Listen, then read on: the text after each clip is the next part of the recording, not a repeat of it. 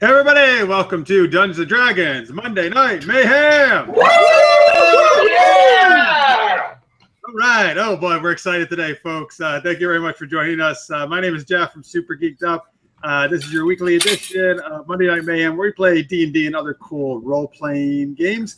We actually are doing Dungeons & Dragons tonight, so 5th edition. I'm going to introduce everybody else in just a second here, but if you're in the live chat, please chat away there, comment away. We'll share your comments as we do the show, or you can tweet us at Super Geeked Up as well. We always like it when you guys help shape the story, come up with character names, all that good stuff. Actually, Listener's Mate is already in the chat, telling me that he's at Walmart once again. He likes going to Walmart and watching us, which is great. I'm still trying to get him to get him to put it on all the TVs in the entertainment section. So maybe one day he'll do that. That was great. It will be great. Anyway, so you should just text in all the amazing specials happening at Walmart. All the falling prices. Right. Oh, dude, if Walmart sponsored us, I would totally do that. Like, if they put us up on the TV there, I'll work in some specials at Walmart. Sure. All right. I'll try to think, I don't know. I couldn't think of anything cool that Walmart might have on special. Like, everything's cheap there always, right? So. Oh, they've got guns. They've got guns. Yeah, shop smart. Shop great. Smart. I don't want to guns. We won't get into that. We won't get into the. But if they had short swords, maybe, or crossbows, that would relate to what we're doing. Some studded leather.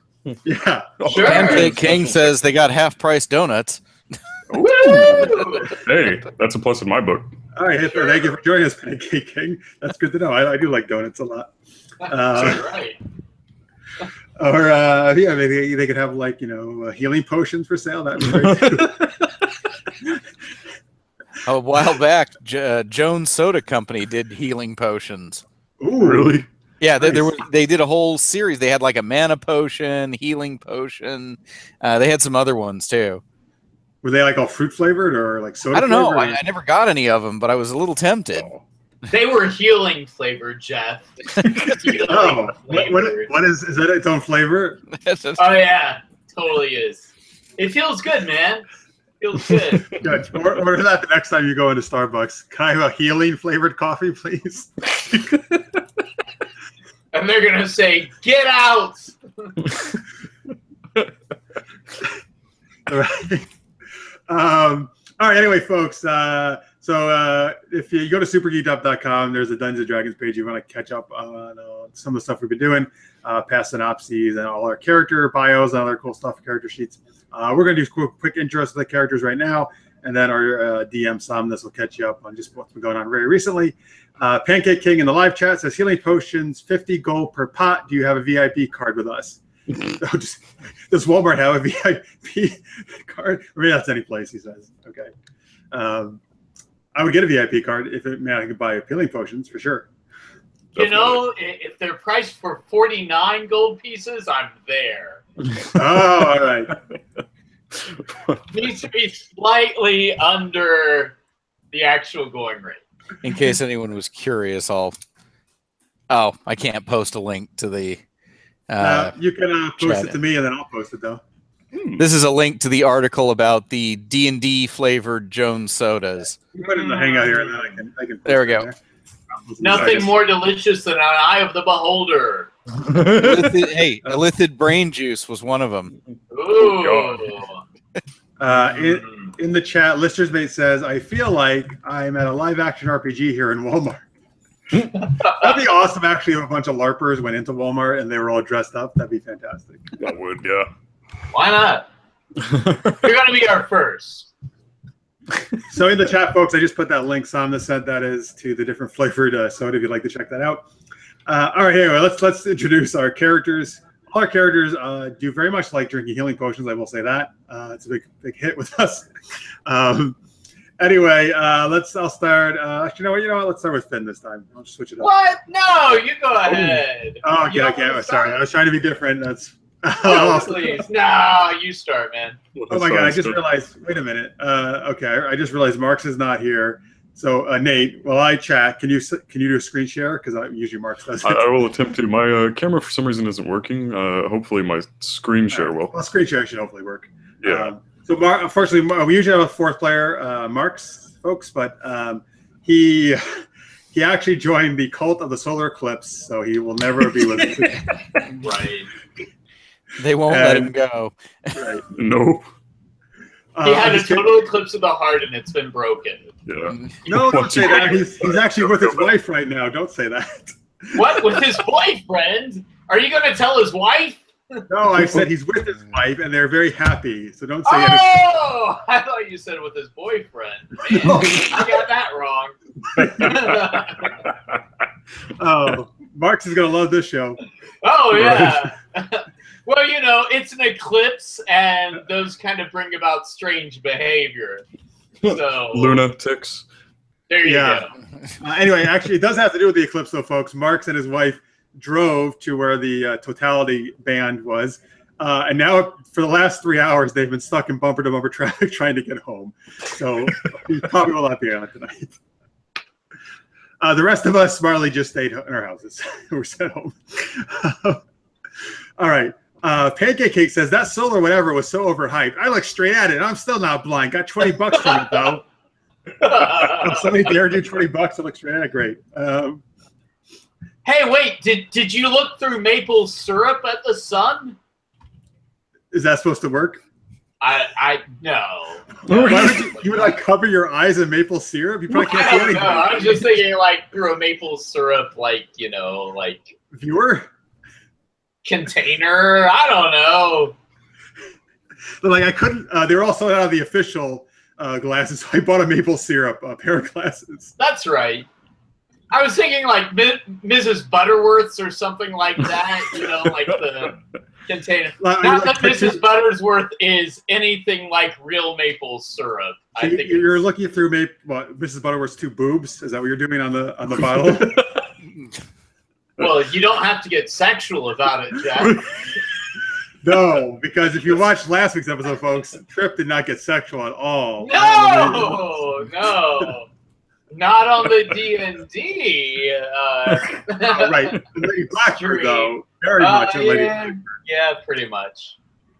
Yeah. That was a popular episode though. We got a lot of likes actually. See, I need to be more sexual. That's the reason. Jelly Duck 100 just joined us in the chat. Sup, guys? He says, "Hey, Jelly Duck, good to see you again." That's a great name. Did you say Jelly Donuts? I love that. No, dude, you are not hearing anything I say. This does not bode well for the evening. Right. Jelly Duck. Jelly Oh, Duck. Jelly Duck. All right. Delicious. Delicious. Delicious. All right, Nate. The Pancake King says, "I don't know how you know, but I legit bought a bottle of empty syrup." I guess that is how he watched it, apparently. There you go, man. I knew. Huh. I've been watching you, Pancake King, man. Watching you. He's on to you. And I'm on to your sweet, fluffy goodness. Listener's Mate also says they're waxing the floor in Walmart. It sounds like a Hydra, and also that it's like an ogre is chasing him. He says, "Okay, so good D&D references there." Okay, Listener's Mate, run to the costume section right now of Walmart, rip open a costume like a wizard or something, and dive in front of that floor cleaner and just scream, "Hydra!" Oh, I thought you were going to have him scream, "You shall not pass!" Yeah, that's what I was thinking. Please, do that. Instead of a staff, just grab a broom. Yeah, Right. And then sit there like an Austin Powers while it just slowly keep coming at you. Oh. All right, Just anyway. like, roll on your stomach and like ask them to put it on your back and just be like, "I need that massage." You know, get a massage from the floor cleaner. No? No. All right, anyway, we were about to do character introductions. I guess we should do that. So, Nate, I don't know if you can throw up the characters here. But please don't throw up. Yeah, don't throw up. Well, Kalyna, I guess we're going to do Kalyna first, my character. All right. All right, so Well, this she's sexier than I am, so go for it. Oh, well, that's true. There's Kalyna. Yeah, she's pretty sexy. She's a half-elf rogue. So she's very good at sneaking into things, picking people's pockets, putting on disguises, disguising her voice, all that stuff. She's doesn't take things too seriously. She likes joking around, having fun. Has a soft spot for kids. She's been trying. Yeah, it's nice. She's been trying to find her birth mom, who she's got some clues about. She knows that she's a Siren, her mother, which is one of the main groups in this game that we're trying to save. So she's half Siren, but she hasn't actually found her mom yet. And then she's been, around with these guys for probably a couple years now in terms of game-wise. It sounds about right. Yeah. So there she's having a good time with these guys, trying to save the world and all that good stuff. God, thinking about it, what was it? We started off around level 4 or 5, and now we're 11 or 12. No, we were level 1. You came in a little later, probably a little. That's right. Well, no, when I jumped in. Oh, when you jumped in. Yeah, when you jumped in. Yeah, that's right. Absolutely. Jeff and I started at 0 level. 0 level. Well, what level 1? Oh, okay. There is no 0 level. I still remember the race of the 8 wins. That was a while back. Oh, yeah. Anyway, she likes using her handy rapier, as you see there, and she also has some illusion type magic. She does, and magic missile. Hasn't used that in quite a while actually, but she has that as well. And stabbed the crap out of a vampire last time. That's right. She actually got a critical, and she used her sneak attack, which is very handy, and probably got her best damage ever. That was exciting. It was incredible. Yes. And she's super good at acrobatic stuff as well. So Kalyna the Vampire Slayer. That's right. That's what she was calling herself last time. And she'll continue to. All right. Bro Ties just joined us in the chat as well. Hey man. Thank you for watching. Appreciate it. All right. Let's go over to Finn. Played by Trip. Yep. Keep your rapier away from me, Kalyna. I don't want to be slayed. I was wondering where Kalyna's soft spot is. Is it her tummy or her heart? Or never mind. I don't know. Anyone has a soft spot if you poke hard enough. Oh, yeah. Well, especially with that rapier. So anyway, I play Finn. I'm a wood elf druid following Circle of the Moon, which means I can change into more powerful beasts at lower levels. But right now, we are actually pretty high level. So at this time, Finn can not only change into beasts of the woodland, but can even change into elementals, which is quite handy. Anyway, Finn likes to be inappropriate, and he is very appreciative of all elements, especially the precious metals kind. And Finn also has quite the business mind, and currently has his own bakery shop called Good Berries, and also helped this group start a brewery at our mansion, which is nice. And even though we are trying to save the Sirens, I think Finn is making sure that he protects the future of his hard-earned businesses. So there you go. There's a reason to keep humanity alive and elven kind alive. Anyway, I'm just being dumb. And Finn's byline, well, as all druids, he loves all of nature and all animals, but maybe a little too much. And his byline is what happens in the barn stays in the barn. Because all right. His barn is like Vegas. Yeah, there's actually slot machines. There's some blackjack tables. Blackjack. Yeah, the sheep are the dealers. That's right. That's really dirty, man. All right. Anyway. I don't know what's dirty about that at all, but yeah, playing cards. They're just unsanitary animals. Oh, okay, right. No. Believe me, there's a showering section, guys. All right, that's really gross. It's amazing. Really gross. All right, let's go over to Tothis, played by Nate. Thank you very much. Might be a little bit of a lag going on here. Oh, hey, there it is. And, whoa! Indeed, this is Tulthus. He is a war-forged barbarian/fighter who was once crafted in the city of Metrol, former capital of the nation of Seer, before the last great war ended rather horribly because a great cataclysm caused pretty much the entire nation of Seer to fall in upon itself, and any individuals who were not slain during such an event scattered across the rest of the continent of Corvair. Obviously, once he was done serving his military career, he had no idea what to do, and instead found himself employed by a House Deneath representative under a mercenary contract, where he met this lovely group of adventurers, and what a menagerie they are. What? Oh, that's a 50-cent word. Yeah. And awkward. True that. Oh, the amount of times we've gotten into awkward situations. Yeah.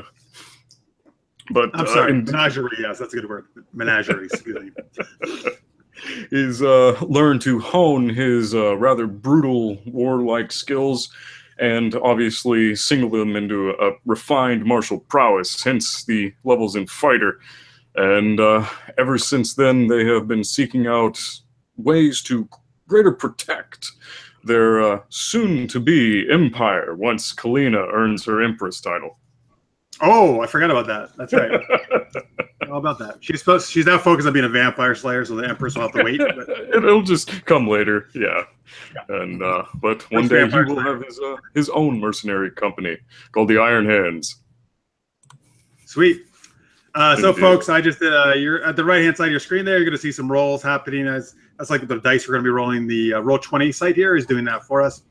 I did a couple of my those acrobatics. Holy moly! Well, those are my best things: acrobatics and stealth. So, right. So there you go. It's different weapons, all that kind of magic, all that stuff you'll see on the right-hand side of your screen. And in the middle, you'll see our characters. There's Kalyna and Finn and some wolves. And there's a town there. You see us moving around the map, all that good stuff. Oh boy, that bear got a critical. What the hell? Whoa! Nice bite. All right. Yeah. So now let's go. Actually, wait. We should introduce Carve, even though Mark's not here. The last character is Carve. Of the Black Claw. Yeah. All right, Nate, you want to introduce him quickly? Okay. Carve of the Black Claw was a Talenta Plains halfling, and obviously they're not your Tolkien-esque halflings. No, indeed. Instead of smoking pipes and drinking a fair bit of ale, they instead ride dinosaurs and tame them, and are very barbaric in their own respects. His tribe was assaulted by a war band of Valinor elves, and they were cut down in their prime, him being the last of the tribe. And upon realizing who had done it, he set out on a quest for justice and also legends. But all in all, thankfully, that was resolved with some help of a Valinor elf, believe it or not. And hopefully they will find a way to crossbreed, because I'm sure they would make a great pair. Yeah, that's what we're trying to get him to hook up with that woman elf. You know, there's a plan here. We could just keep killing him, and I could just keep resurrecting him until he turns out to be a race that they can actually breed. But maybe that defeats the purpose. Or we could just tell him next week, hey, you guys had sex and she's pregnant. That's up to you, Somnus. Just kidding. Well, I don't think that's going to work, because you don't even really know for sure where she is, or you wouldn't be able to reach her anytime soon. So just put out the word. I'm afraid that's out. Call our contacts. Look, Carve wants to have sex with you. Come here right away, please. You know, personally, my vote is for a threesome between those two and the Glidewing too. Come on. Let's see what we get. Oh, God. Why not just play the mix-it-up lottery here, you know? All right. Let's go over to Somnus, our dungeon master, who will catch you up on what's been happening in the game. All righty. So, last time, the group was preparing for a siege, expecting a force of vampires to arrive at the command of Uther Irtan, and a vampire whom they essentially defeated his bid to become a true immortal. They destroyed a book that he could have used to potentially become a true immortal rather than just a vampire. What a dick thing to do. Well, you know. Hey, you guys did it. Yes, we did good. So notably, he's none too pleased with you guys. Oh, yeah. So the vampires arrive to find a actually better prepared town than perhaps they were expecting. And there's been pitched fighting throughout the city. The heroes did manage to defeat the main vampire who seemed to be leading the assault. However, his form dissolved into mist and began flowing away from the conflict, which led Carve to follow the mist in order to try to end this fiend once and for all. Inside the walls, they had managed to bring in allies from Thrain, and Seriana hired members of House Deneath from the Blade Marks Guild, the mercenary arm of House Deneath, to come and support the Sirens. Also, Halden de Deneath, who is a Sentinel Marshal, also working for the House, though on a kind of a law enforcement side of things, was also present. And during the fighting, he was assassinated by an assassin of House Thorani, with the dragon mark of Shadow. They have encountered this Thorani assassin before, but don't actually know her name. Mm-hmm. Asshole. And so, Major asshole. Oh, so we had the asshole archer, now we have the asshole assassin? Yes.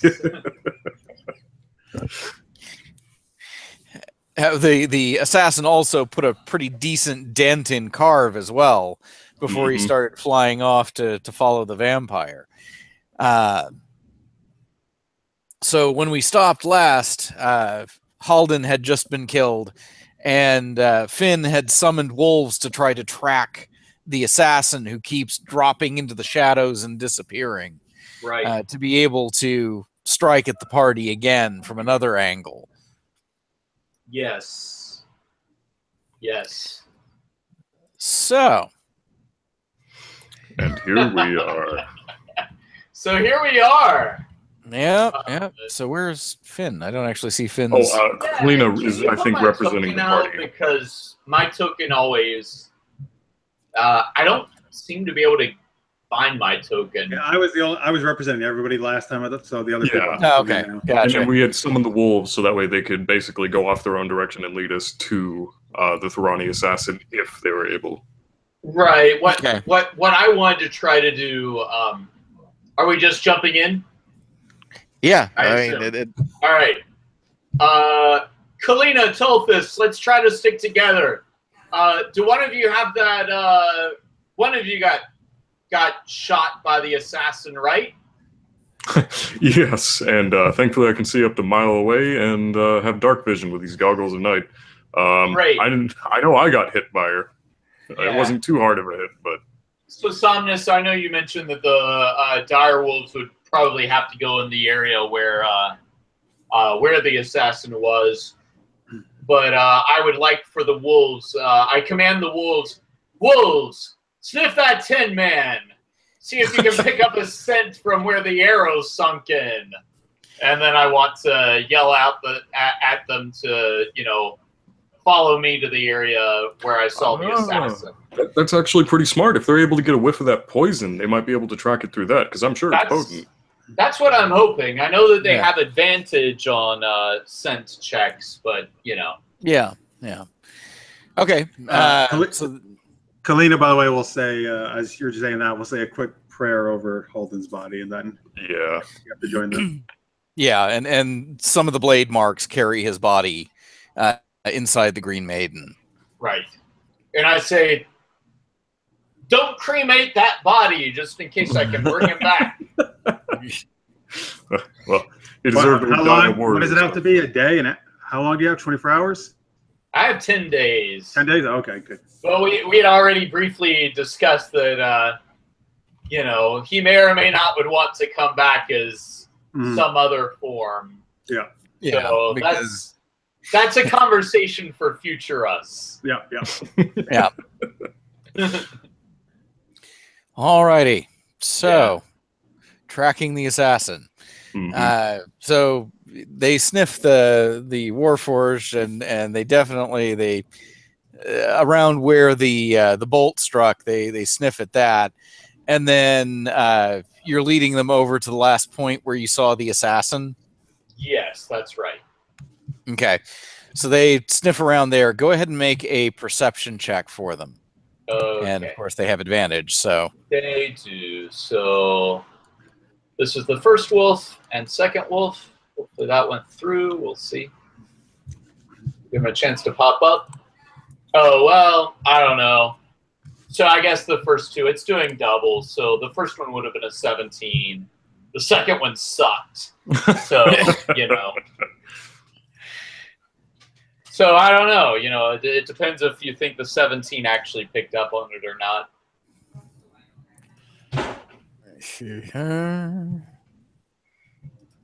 Okay, so.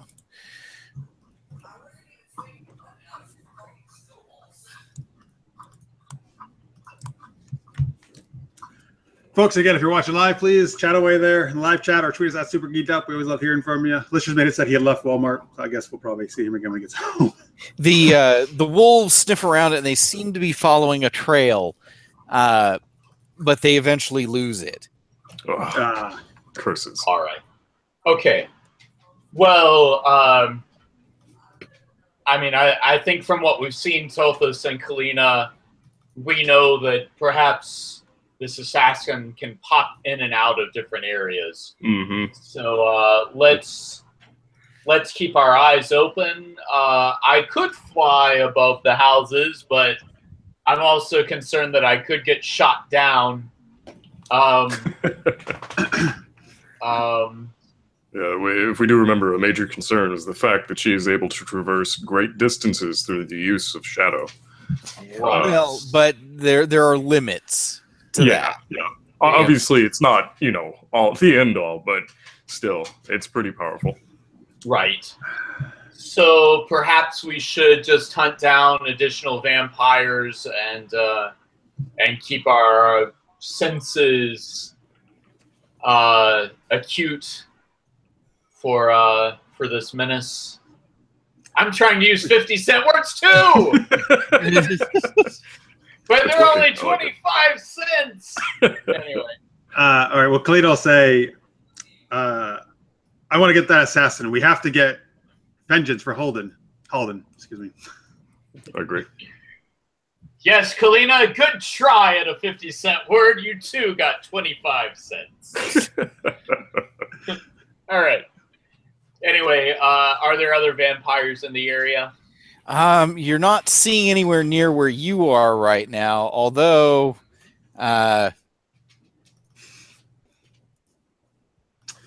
And wait, by the way, what I was trying to say is I'm not trying to use big words. I was actually trying to say that she doesn't want to go hunt vampires. She wants to go get that assassin. Oh, yes, absolutely. I'm sorry. I was trying to get into a role-playing thing there. I apologize. All right. Go ahead and make a perception check. That's fine. We can try to find the vampires. And I'm, of course, telling the wolves to... Everybody for a perception check or just... Oh, yeah. Yeah. All right. Oh, that's... So I know this might sound ridiculous, but I am going to go ahead and make use of guidance on each person as they're trying to perceive things. We'll go ahead and stop so we get a and bonus look too. around. So I'll add a +2 to everybody's perception. So I got a 17. Okay. And then the wolves get advantage also, so I'll go ahead and do them. Oh, one of the wolves got a 20. Nice. Nice. I'm probably going to suck horribly on this, so. Yep. You know. Can confirm. So Finn and the wolves are both like, wait a minute, and there appears to be smoke rising. Yes, I was about to say, is that building on fire? North. Hard to tell from this distance, but it looks like there may be a fire. Okay, so let's dash that way then. Does that sound good to everybody? Yeah, we're going to run over that way. Indeed. Hopefully the vampires are just combusting into flames. I'd say odds are they're probably setting the fires. Right. Crap. Let me see. All right, well, let's just say we all go run up there. Yep, and you do see a building ablaze, and actually the one next to it is catching fire. All right, so Are there vampires there? There is actually multiple dead bodies. Ugh. okay. So chances are they set the fire. The people had tried to get out, and And they slew them where they stood. yep. Ugh. But we don't see the vampires around. You don't see the vampires around. No. Do we hear anybody inside? Any screams from inside? Go ahead and make perception for that. All right. So here's a quick question for you that I should know. If I were to, I don't know if I want to do that. Never mind. One second. Let me just do perception. Ah, crap. Well, might as well. I command the wolves and ask if they hear anything. I mean, me and Tulthus and Nick are Terrible. badly. Oh, well, one of them got an 18. Okay. Yeah. One of the wolves whimpers a little bit, and Tulthus, you think you can hear someone inside the one that's it's not completely engulfed. The upper one is it's in bad shape, but it sounds like there may be somebody in there. Well, that's immediately where he's going to rush to then. Okay. So here's a quick question for you, Somnus, that I've never tried before. If I can spend, it takes me a full minute to cast the spell, which, you know, is clearly going to take a little while.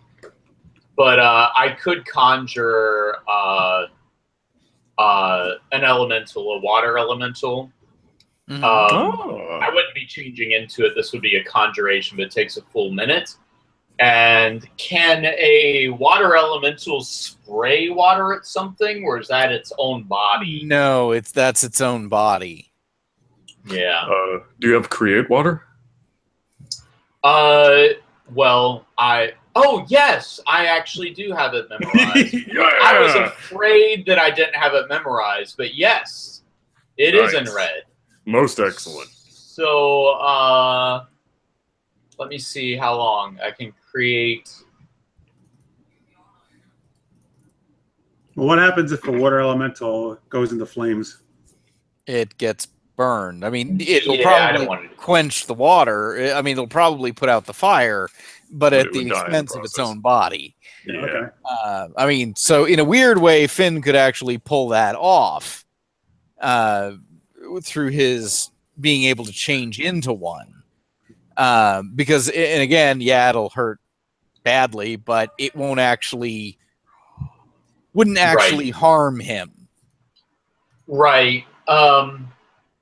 The problem with that, you know, I just believe in being completely honest in gameplay, but when I change into an elemental, it only works for like that one time until I have a long rest, and I already changed into an elemental battling with the master vampire. Gotcha. So I don't have that ability right now. However, I do have the ability to create water right now.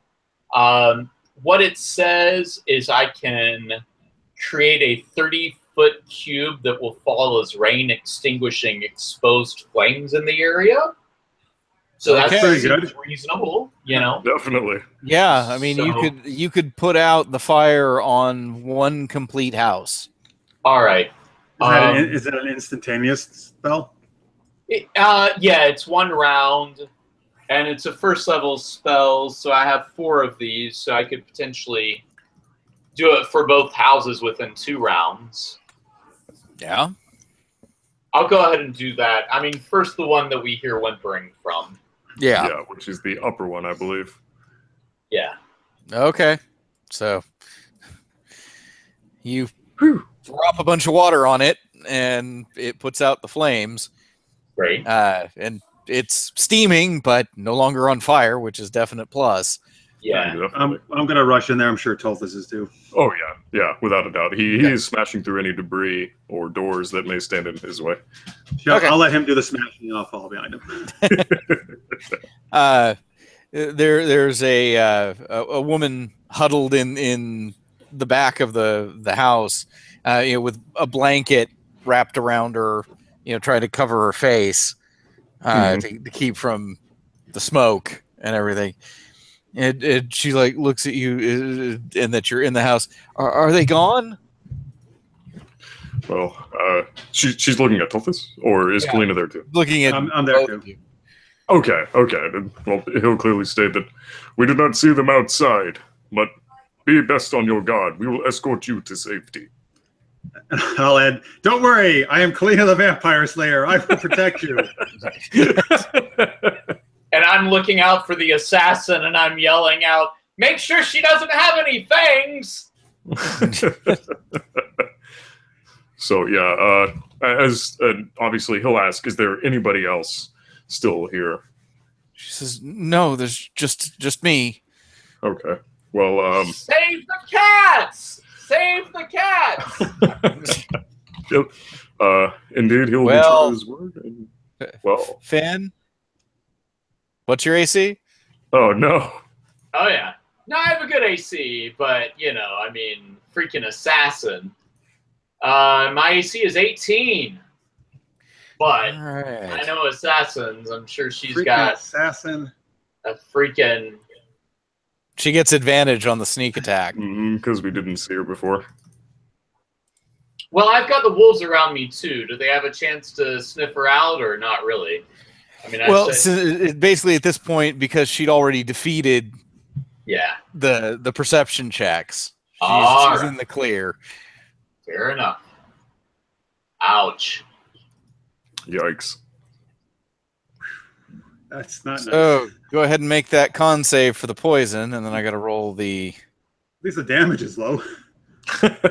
Well, I haven't rolled the attack yet. Yeah. All right, so con save... Yes. Okay, so...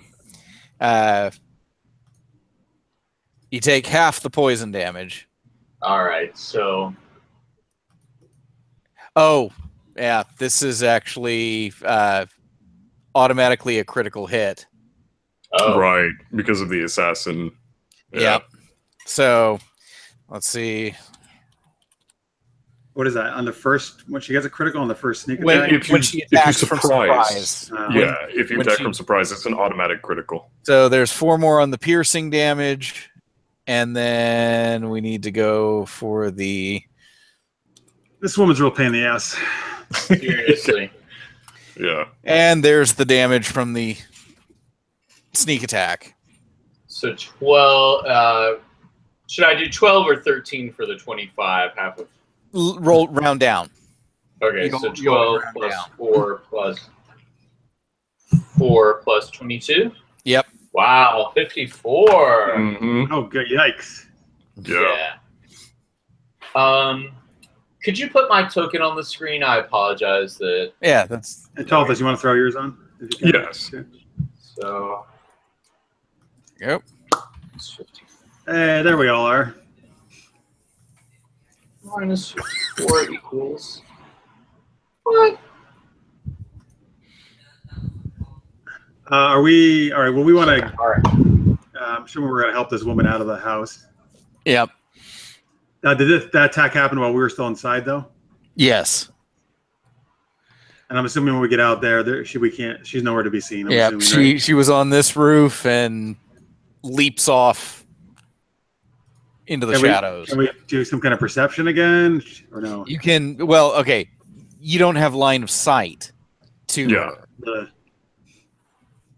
Because basically, in motion, as we're rescuing this woman, Finn was dousing the flames, and then he gets struck from out of nowhere. Yeah. Can the wolves roll a perception? They're more. I mean, they can go over there, and make perception checks. All right, but we can go ahead and do an ish if you'd like, and that way we know when everybody's acting. Okay, all right, sure. Cool. So we'll go ahead and clear out the order that was there. Okay, where did it? Okay, that's what I thought. I thought I had. Oh shit! Not a good time to. Well, that makes sense anyway. So was it going ow? Yeah. I did click my token, but for whatever reason it didn't I cannot really any of them, I guess, except Finn's. Let's see. What was the... Oh, I got a 20. Neat. So I had a 13. I don't know why I didn't add it, but... But I had a token out here for her, but 20 is great. Maybe not. Okay. So, let's see. By the way, folks, just imagine Carve is having a leisurely ride chasing the master vampire to his lair. Right? That is currently what he is doing, yes. Okay. So, go ahead and... That's right. Oh, yeah, She-Ra, Princess of Power. Good. I hope she yells out, I am She-Ra! Okay. Does She-Ra have a, like Battle Cat was He-Man's thing? Does She-Ra have one too? Yeah, the Pegasus. Oh. Yeah, she had a Pegasus. So that's right. She could fly on it. Yeah, that's cool. Yep.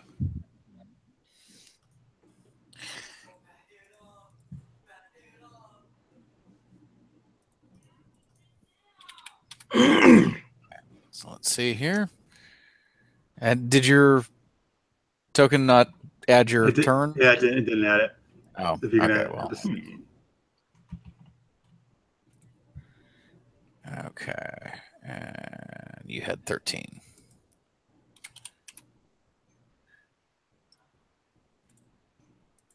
Okay. So, Tulthus comes out of the building with the poor woman, and Kalyna's close behind and sees Finn with a bolt sticking out of him. Right. Well, some asshole assassin just came along. Okay. She's somewhere over there, as far as I can tell. I'll just yell out, show yourself, you coward! That's exactly what Tothis is thinking.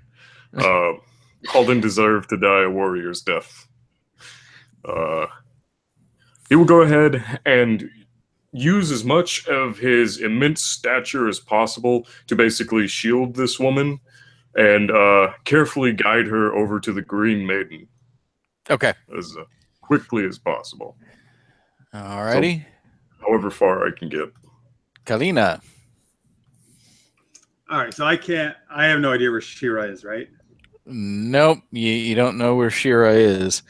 Other than vaguely somewhere over here. All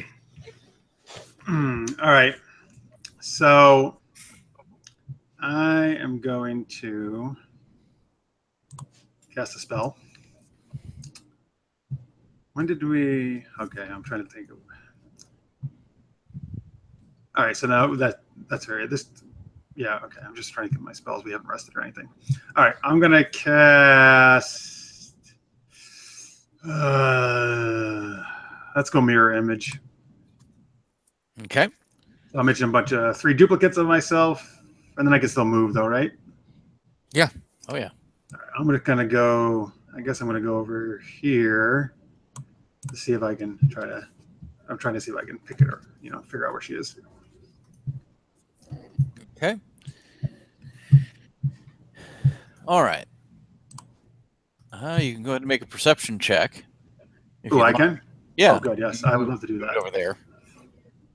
Let me get to the right page. Here we go. All right. Perception. Oh, it sucked.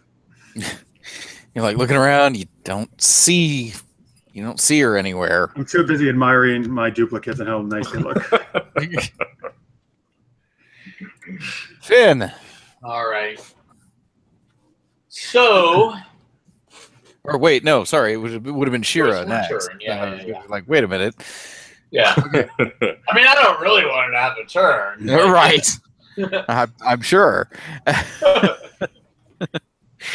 Alrighty. So it would be she doesn't reappear, so your turn. I'm just leaving the token with the ninja symbol on the board because she's currently not visible. Right. Right. Sneaky The ninjas. last known location. Or ninja. It's actually plural. Okay. So, Well, first rip that bolt out of your chest. yeah. So, I'm going to fly to whichever closest building has like a chimney on it. Uh-huh. And I'm going to take cover behind the chimney. And I am getting rid of dire wolves and instead summoning 2 giant eagles Oh, good idea. that I'm sending above and telling them exactly who to look out for and to attack on sight. And maybe I can do a perception check for both of them. Okay. I mean, yeah. Let's see. Has advantage on wisdom checks that rely on sight. Okay. These both have advantage. Oh. Wow. True. Oh, terrible. Apparently, Eagle's night vision is not so good. Yeah, I guess not. Oh, well. They're distracted by the burning building. Okay, anyway. That is it for the moment. I would love to down a healing potion, but I think that's one too many actions. Yep. Tulthus, you managed to get the person to the Green Maiden, but that's basically your turn. Mm-hmm. Kalyna.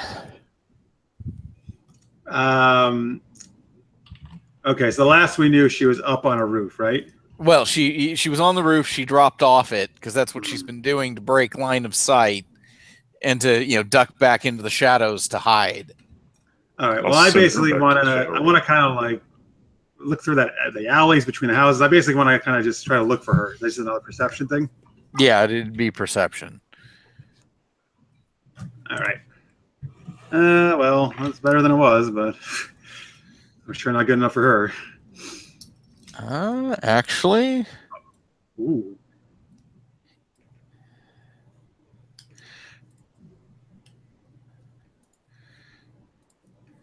Do I spot her? You see her creeping. Basically, you catch a glimpse of her at the edge of this alley, heading into in between the buildings. All right. So does the perception count as my action? It is. I mean, you're actively spending time looking around, trying to find her. Can I still move or no? Can I not do anything at this absolutely. Point? I mean, it took your action, not your movement. All right. Well, then I'm gonna yell out. I'm gonna point to kind of yell. She's over here, and I'm gonna run. I'm basically gonna run up as close to her as I can get. Okay. Yeah. I guess I can't do anything else really, but I'm gonna try to point it out to them if I can too, or just yell. Yeah. Okay.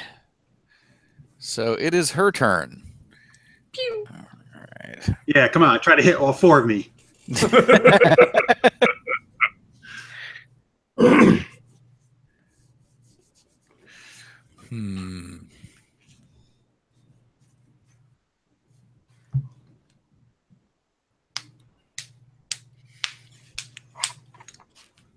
Oh, she should just give up.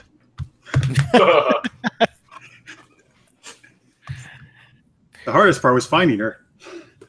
All right. Well, she levels the crossbow at you.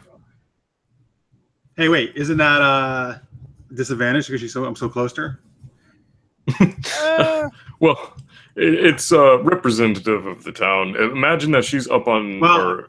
Yeah, but no. Well, if she's on ground level, I said I did want to get as close to her as possible. Right. I'm trying to think if you. Okay, I guess you could have closed to Malie.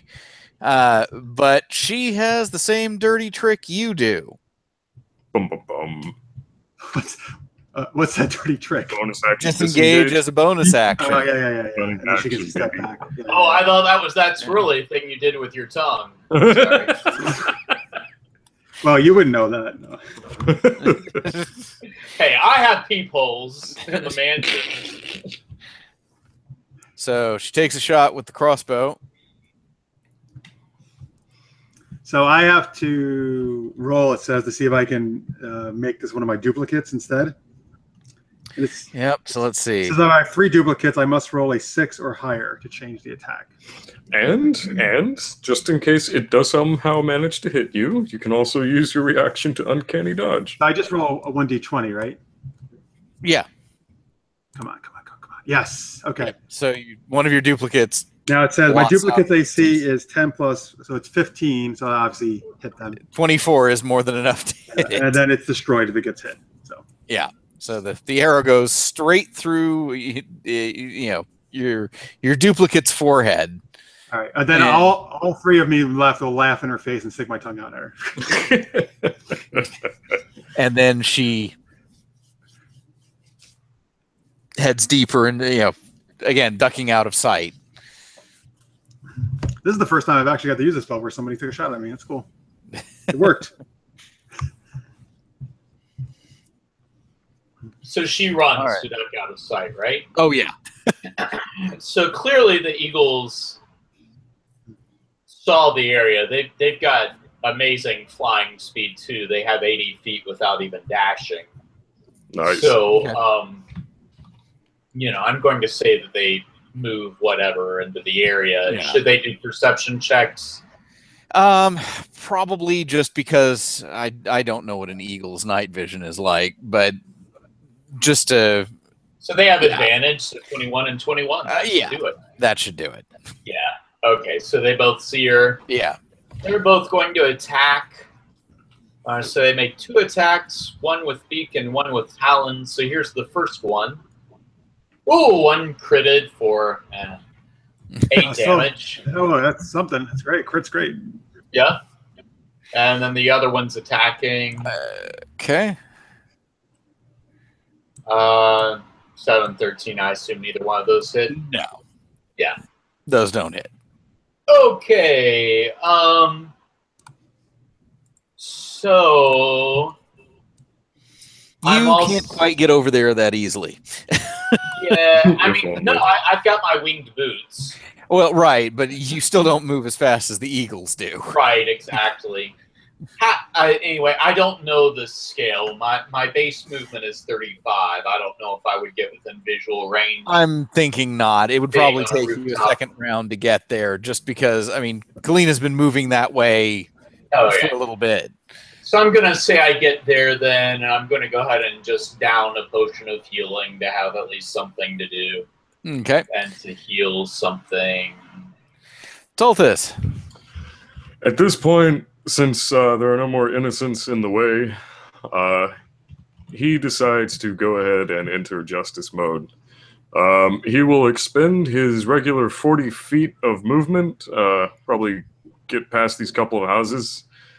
He will then use the dash action to go ahead and run past Kalyna over here and look down the alleyway she was fighting. Then commence action surge to grant him another dash action and catch up with the would-be assassin. Okay. He will then use his bonus action to enter a rage and roar very loudly right behind her. Okay, then. Kalyna. Sorry. All right, so tell us what you got. You just moved right behind her? I moved 120 feet and then screamed very loudly. Okay, great. Okay, wait. Now, do I not know where she is anymore? I still can. Well, I mean, you think she's somewhere nearby, but I mean, you have at least a general idea of which way she went. And you saw one of the eagles dive down and clearly attack. Yeah. So can I just say I move here and they can see her again, or what's? Yeah, I mean, she didn't get a chance to hide again. So. All right, so I can attack her. Yep. Ah, cool. All right. Stab her in the back. Be an assassin slayer, Kalyna. Yeah. Tulthus, you're in melee with her, right? Just about. I couldn't quite get in range to wallop her, but I'm almost there. Oh, so I won't get. I'm on her tail. I couldn't attack. Yeah, okay, you just couldn't complete an attack. All right. Well, first I got to hit in the first place, so I'm gonna run up there and stab out with my rapier. Yep, that's it. It is? All right, and then I'm going to do a sneak attack for 28. All right. Not bad. Be like, see how you like it.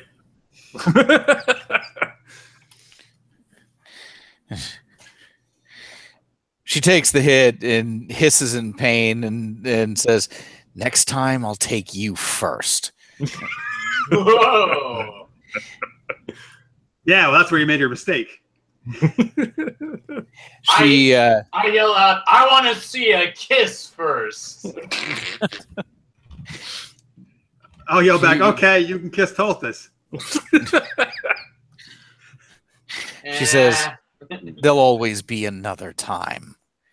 She disengages, and you hear her hiss a word that you don't understand as she goes into the darkness between the buildings. Mm-hmm. Damn it! Doing a lot of hissing. Is this woman like a parcel tongue? And oh man, she disappeared again. She delved into the shadows and has once more taken flight. well, now go ahead and roll Arcana. Don't mind if I do. I know nothing. I don't know much more. Well, let's see if Finn knows anything. It's enough since you're familiar with magic. You think the words that she was saying at that last moment might have been something in relation to a spell. Okay. Boy, my character knows as much as I do. That's a good way to put it. Is House Tarani, and is that common for them to have magic? Well, they're okay. the House of Shadows. Yeah, I mean, so it's like shadow-based kind of magic? Well, right. They have the dragon mark of shadow. Okay. And so clearly, I mean, you've seen some things that this person did before, like when you fought her in the cave before, she threw darkness around her and then was just gone. Right. So it's very likely that she may have done the same thing. Yep. Well, I'm going to have my eagles fly up and look around and see if they can perceive anything. They have advantage just to see. 21 and a 22 crits. Critical. Yeah. And I also yell out, "Come back, you coward asshole assassin!" And I hide behind a chimney. Frantically looking around with my staff in front of me. Hey, just be thankful that technically she, from her stats, she only counts as a about an 8th level assassin. Oh, okay. Jeez, Woo, just enough. thank heavens. She she's can only wounded. do 57 points of damage to me at a time. Yeah, if she were equal to your guys' level, she'd be doing like 5d6 per sneak attack. Yeah. And you know, doubled on a crit. Right. Probably a Scary chance thought. to do instant death, too, so I don't know. No, that's not till Surprise. much higher. Oh, okay. But yeah. So you may have driven her from the field, at least for now. Yeah, so the eagles clearly see nothing. The eagles spot more vampires Okay. moving through the city, causing havoc and trying to start fires. Well, that's fine. Let's go attack some vampires. Now, given the case of things and the preparations that you took in doing everything, at this point, I think with the master driven off, with the assassin driven from the field, things kind of fall into order as you make your way through the city, coordinating with the Blade Marks and with the Knights of Thrain and with Brelish troops, along with Siren people who are armed and trying to help contain the problems. between all of it, you do eventually, as dawn slowly creeps over the horizon, get everything under control. Right. And the last few vampires who were stuck following their master's final command burn with the dawn. Good. Good. But Carve isn't back. Nope. So how? Oh, so how? It's been several hours now, or something. Yeah, I mean, you've basically been fighting and trying to contain all of this all night long. Yeah, because it was a full-on siege. So, Right. thankfully, we have been fortunate enough to win out, and I assume take minimal casualties, which is what Tothis is hoping for.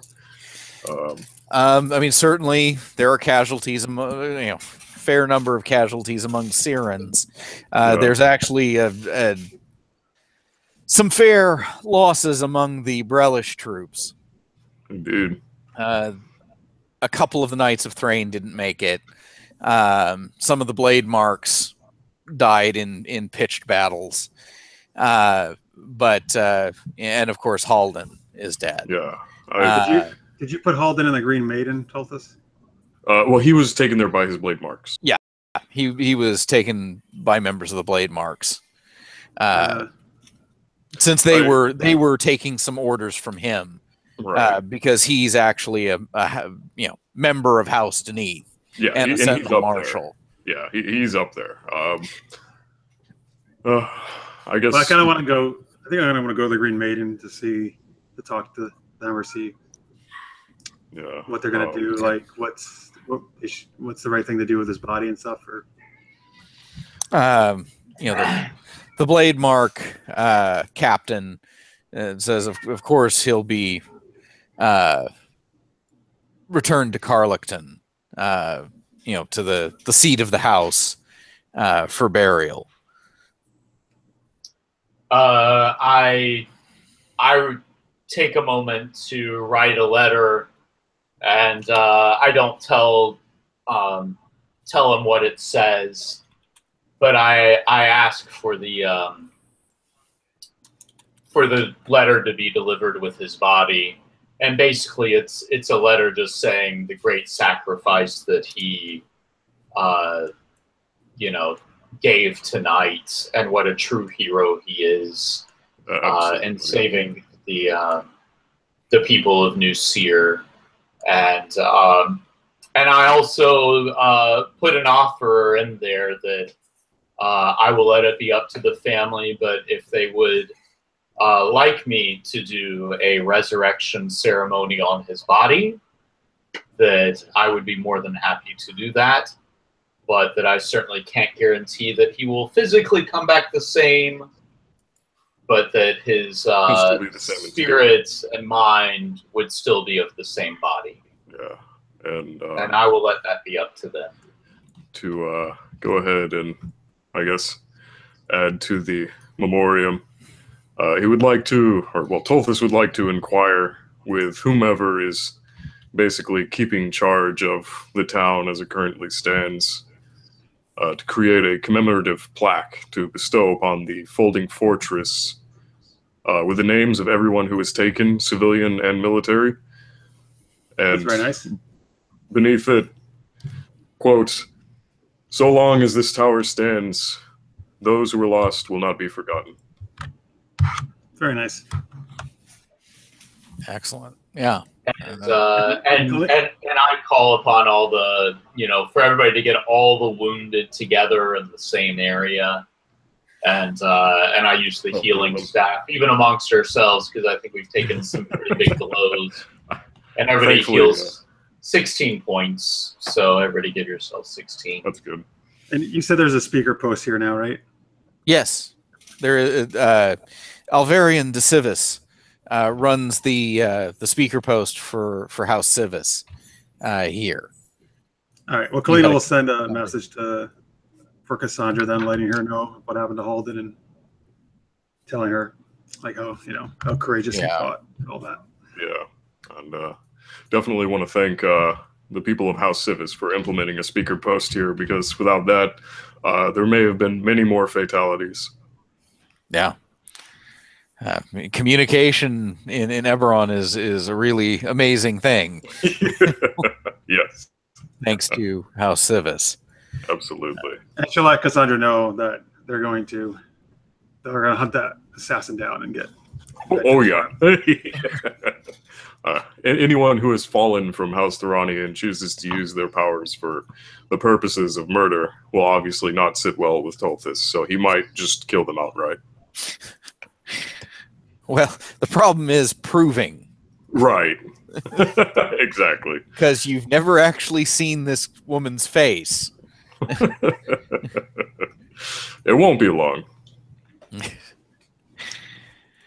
So eventually, Carve does return.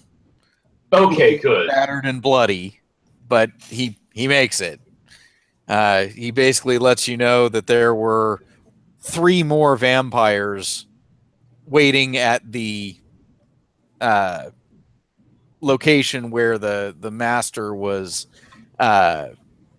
set to hide out for the day. He managed to take them out from the air. Oh wow!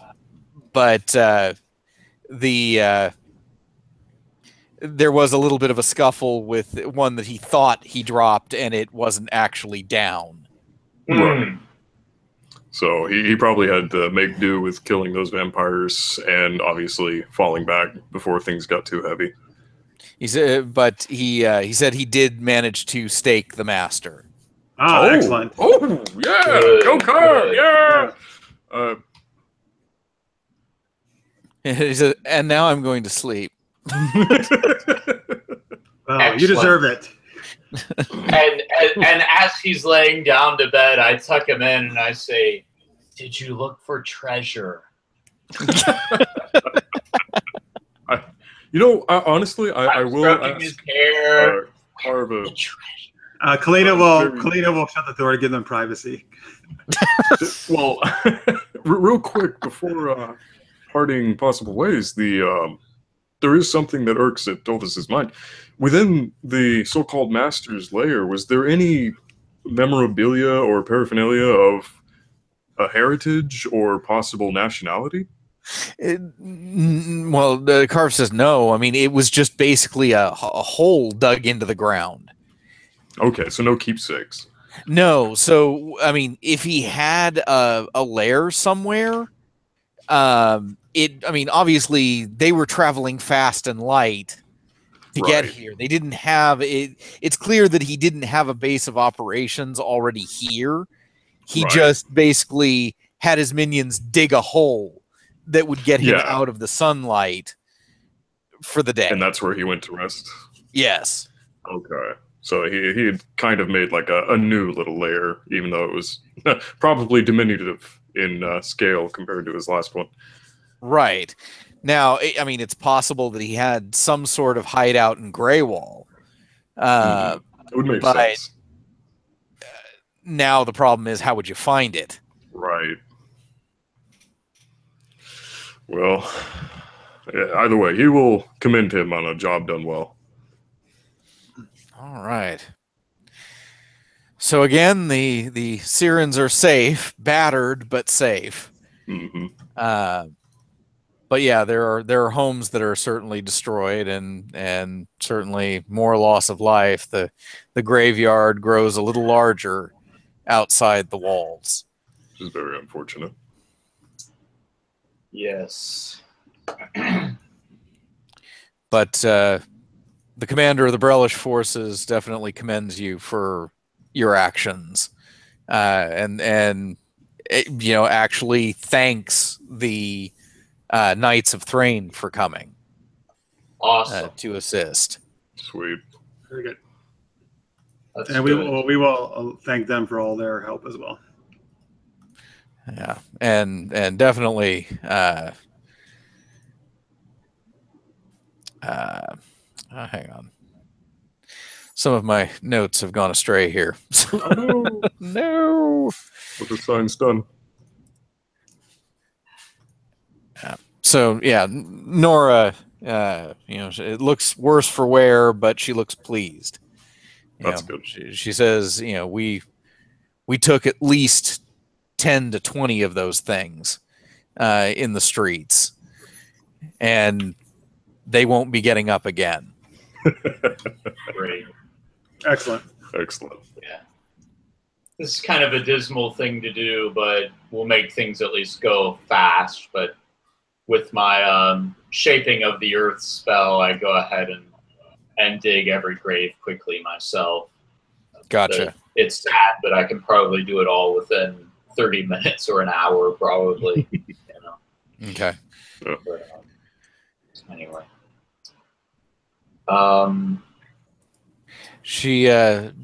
Nora does say to you, when you have a chance, I should get back to Flamekeep to report to High Cardinal Talandro about what's happened here. Oh, please do. Well, for I know. That's funny. The Tulthus is like, all right, please do enjoy that trip. Enjoy those 2,000 miles. No, absolutely. He gets socially awkward about those he admires. Yeah. Was she asking us to go, or was she just saying she's got to leave? What No, was she doing? she's talking to Finn. She needs transportation back to to where she's from. Because Finn went to get her and the Right.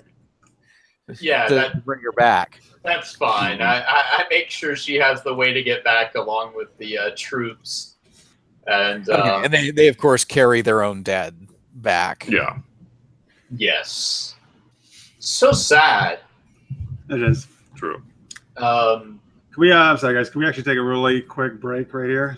Sure. Yeah. Let's take a quick break. All right. So, folks, watch just 1 or 2 minutes. We'll be right back. We'll continue with some more Dungeons and Dragons. Take a break, eat some pancakes, do some more shopping at Walmart. Yeah. Get some syrup. Well, maybe don't pour syrup all over yourselves, but whatever you do on your break is your business. All right. We won't judge.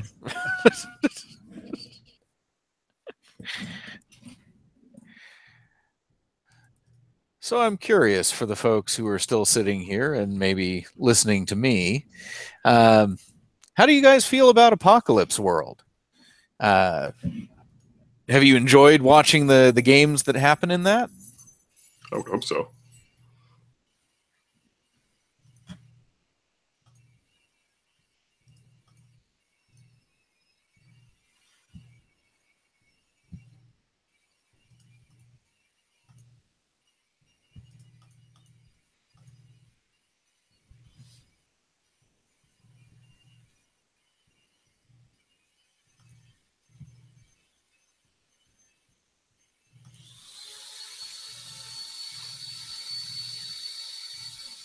Okay.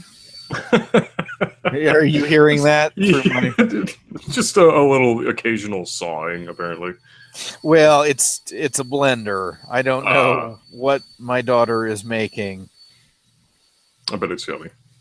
The blueberry crepes with the sweet cream was so good. Yeah. She has been so thrilled at being able to make crepes after she figured out how to use the pancake batter we have to make it. Mm-hmm. She's also made Nutella crepes. Oh, I bet those were good. Yeah, I'm not a big Nutella guy, but definitely that is one of the popular ones. Now, of course, for the kids, Nutella with banana on a crepe. Yeah, that's definitely a popular. I'm not sure how you would make it, but if you can make coffee-flavored crepes, I would be all over those. Well, it's not the crepes themselves aren't flavored. I mean, it's. Have you had a crepe? Well, once at IHOP. Okay, so I mean, it's basically like a very thin pancake. Yeah. Kind of thing. So it's all about what you put in it. Yeah. I don't know if the sweet cream is like cream cheese. It's like a really creamy, like cream cheese, but kind of sweet. Mm-hmm. And it's hard to explain what it is, but it's really good with fruit. Yeah.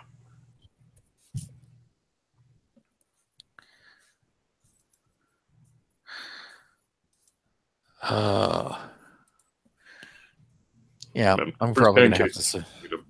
Yeah, right. I think I'm probably totally going to have to try and support that Kickstarter. I kind of want to read that. I mean, it sounds like it'd be interesting. Yeah, definitely. I just don't know if it's rules light enough that it'll be easy to, like muddle through.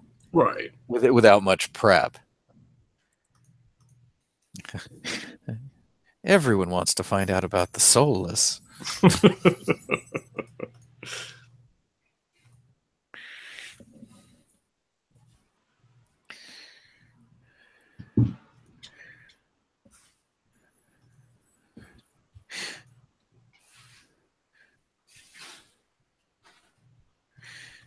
Welcome back.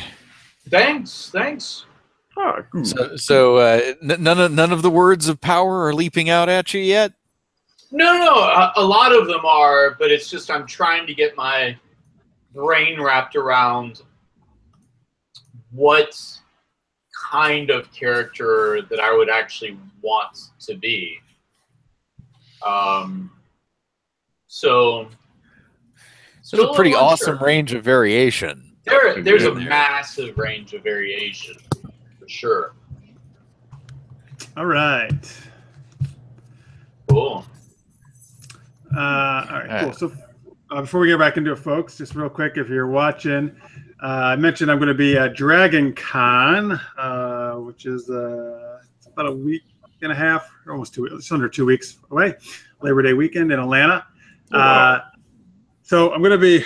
There's going to be a lot of panels, but I'll just real quick mention a couple of the gaming ones I'm going to be on there. I was supposed to say this is all tentative, folks, until, I guess, the con actually happens, but this should be the schedule. All right. So anyway, I'm doing a comedy. I'm in a comedy and gaming panel. So that should be cool. Should be fun. That's Saturday at 5:30 p.m. at Dragon Con. And then I'm on a Creating the Right Character panel on Sunday at 2:30 p.m. What's cool about that one is I was telling Samus before the show started, one of the other panelists is actually John J. Wick, who makes 7th Sea, which is a game we've been talking about and wanting to play. So that's pretty cool that I'll be on a panel with him. Ask him for free books. I'm just kidding. So, yeah, I wish actually. Well, I already bought my own, but I know that's right. You have the wrong one, so maybe I get one for you. Yeah, please. Actually, invite him to play with us. That's actually, you know what? Yeah, actually, I was thinking about that. Maybe he could invite him to be the game master. Yeah, that's what I want to do. That would be amazing. Yeah, I was already thinking of that because I would love because I've been wanting to play, and obviously having him run it would be amazing. I got to admit, I would love to. I would love to see it in play. It definitely sometimes learning a game is so much easier when you see it one time. Like with watching the people play Fate. Oh, Fate, yeah. And Apocalypse World. Watching that for the first time, it certainly helps to solidify the concepts. Right. And tell him that I would love to argue with him about his rules. I'm just gonna go tell him that. I won't tell him that. No, I'm joking. Like, that's not how I interpret that. All right. So John Wick, not John Wick the movie, but John Wick the game creator. Get ready to be asked to help us out run a game. Could you get both for our gaming session? Yeah, I'll get Keanu Reeves. Both John Wick. I'll get Keanu Reeves to be a player, and he can play Neo in a Matrix RPG. All right, why not? Yeah, all right. So that'll be fun. And I'm doing Super Geeked Up Live as well there. So we do that like on our geeky improv and discussion, and that's Saturday at 8:30 p.m. as part of the podcasting track. So that'll be a lot of fun. And whatever, a lot of DC panels I'm doing as well, and film panel and all that good stuff. So lots of cool stuff. Be a lot of fun. I'm going to put this actually up on the website soon, the host schedule. You can check out what I'll be up to there. All right, and by the way, you mentioned Fate, folks. If you want to learn how to play Fate, you should just watch our streams because they're really cool. And we take you through basically the whole thing from character creation to just creating the world, the whole basically to the actual gameplay. I actually had a nice comment last week from someone who said it was for the Fate Accelerated one. He said like he's watched a lot of Fate Accelerated ones, and he said he usually just turns them off because they don't hold his interest, and he actually thought the one we did was really good and it held his interest the whole time, and he's going to recommend it to people who want to learn how to play Fate. So very cool. That was very nice. Very cool. Sounds like it was meant to be, like Fate. Nice. Bad. Cool. But yeah, we have a Fate Accelerated and a Fate Core up there. Both of them actually have gotten a lot of views, so I guess people like them. So that's good to see. Maybe we should do more. Yeah, I'm actually thinking we should more of those. Maybe like how-do things would be cool. Sure. Test games ourselves anyway. Sounds good. X7C with John Wick. All right, cool. Let's get back into it here. Right. So Finn looks around at Kalyna and Tulthus and says, "Are you guys feeling a surge of power? Like maybe we should be leveling up soon." I'm just kidding. Because that was a damn lot of vampires. Especially you, Carve, right? You actually took out the master vampire. But I mean, Kalyna, you're the vampire slayer now. Yes. Yeah. Now that you mention it, I was going to give you guys level 12. I don't know anything. I'm just... But since you said that, I'm not going to. No. Oh, good. Okay. I just wanted to demonstrate how players should never ask for levels from their dungeon master. Right, that was a good demonstration. Never. Kalyna will reply. I feel in exactly 2 weeks from now we may have leveled up. Really? You shouldn't say such things. You tempt the gods, Kalyna. You tempt the gods. That's hilarious. I have nothing to do with this. Listeners may in the chat says, "I'm home from shopping." Okay, good. Welcome home from Walmart. Woo! Hope you got some half-price donuts. Alrighty. So it takes a little time. The house beneath blade marks. They take Halden's body and they begin heading north along the roads so that they can pick up the lightning rail at Starlisker. And then from there, they can make their way northward to try to get to Flamekeep to take a ship to Carlicton. Gotcha. So I go ahead and send a respectful post to the house and to the family of Halden and say, I once again say what great sacrifice, but if they would like me to cast, to do a resurrection on him, TikTok, then I give them kind of a deadline to let me know. Just by the time they get there, it wouldn't be... I mean, it's going to take them several days just going on the lightning rail and then by ship. Right. To reach Carlicton. I mean, that would expire before he even gets there. That's true. So. And so I whisper to Kalyna and Tulthus and Carve, and I'm like, what do you think? Should we do a little see what happens? I think we should just let him rest in peace. Yeah, that's probably the wisest course. So, too bad. Jeez. I guess Tulthus was so offended he walked out of the room. He just disappeared. He's just so very upset about losing Halden. I guess so. Someone who represents justice has just been killed. That's a big deal for him. So while he's out of the room, I say, what do you say, Kalyna, if Tulthus ever drops dead, we could bring him back like actually as a flesh and blood creature. That would be interesting. It would. Then he'd finally have a penis. Right. Or maybe some boobs. Maybe be a woman. Maybe so. Interesting. Not that we want him to die. I mean, that would be very You're not even bad. sure if that would work, given what he is. Yeah. There's a lot of questions regarding the nature of the Warforged. Yeah. All right. So maybe that's not such a great idea. Anyway. So I go ahead and I'm just going to say, in general, I go ahead and give like the local, I don't know, government, everything, like 500 gold pieces to cover expenses of everything that's gone bad. I don't know if that would even come near to cover things, but I'll kick in. I got a message from Nate. His computer froze, so he's rebooting. Okay, fair enough. You know what? I'll just give him 1,000.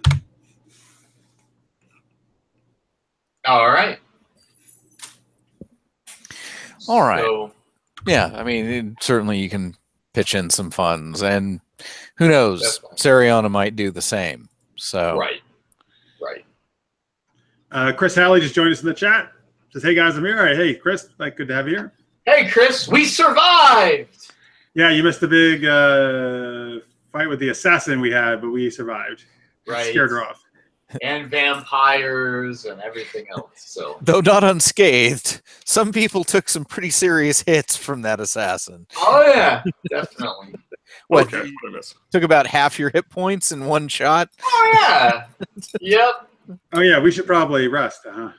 Well, I'm figuring that something's taking a couple days. Yeah, all right. Can we say we've rested at some point of this by now? Yeah, I mean, figure this is happening over a couple days. Yeah. With digging the graves, with Finn transporting the Knights of Thrain back to Flamekeep. Yeah. Well, in fact, if do you want to transport the at least Halden's body with some of the blade marks at the same time? Absolutely. That would be a good, an honorable thing to do.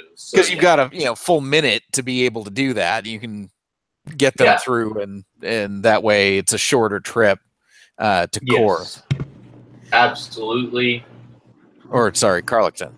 Yes. Okay, so you go ahead and do that. Yeah, that would be great.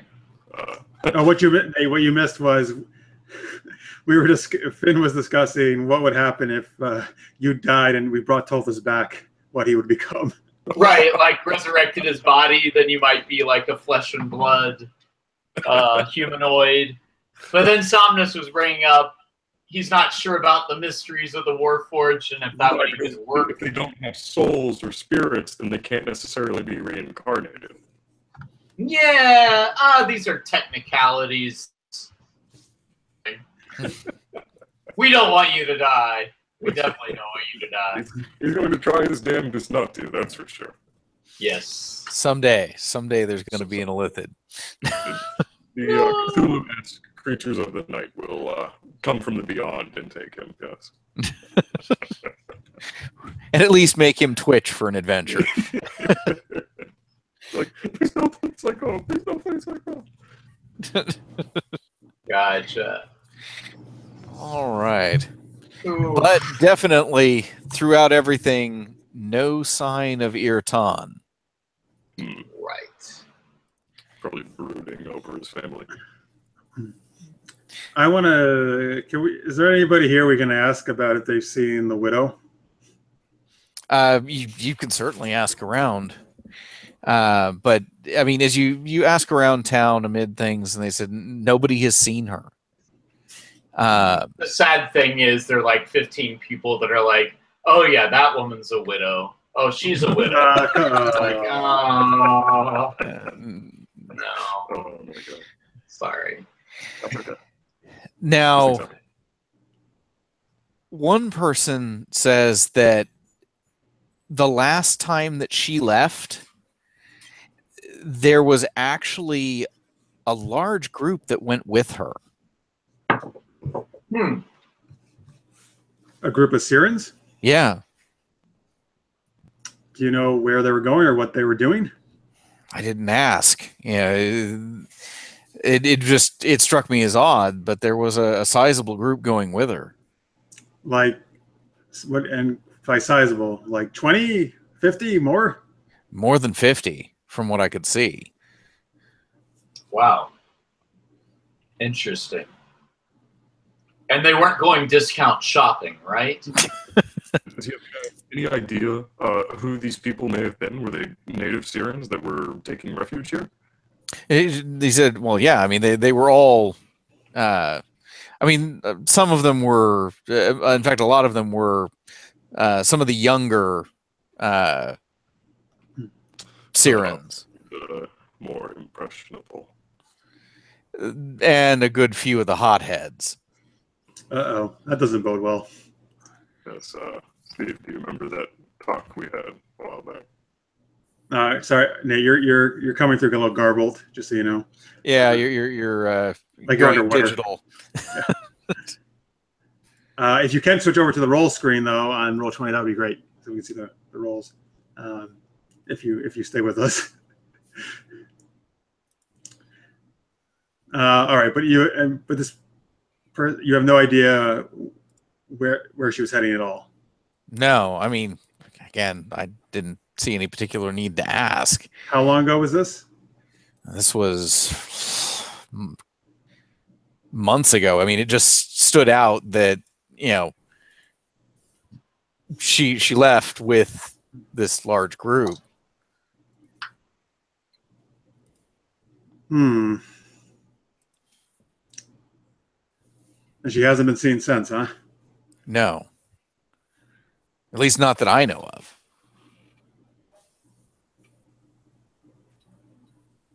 Is there anyone else in town, do you think, that knew her fairly well that might know? He says, you know, I don't know of anyone who really knew her well. I mean, certainly she was kind and she was helpful. But the only person that I always saw with her was that man in red armor.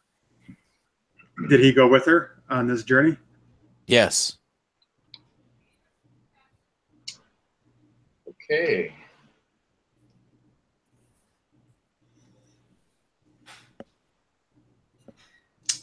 All right, well, thank you for your time. Sure. So, we seem to have a calm in the storm. Yes.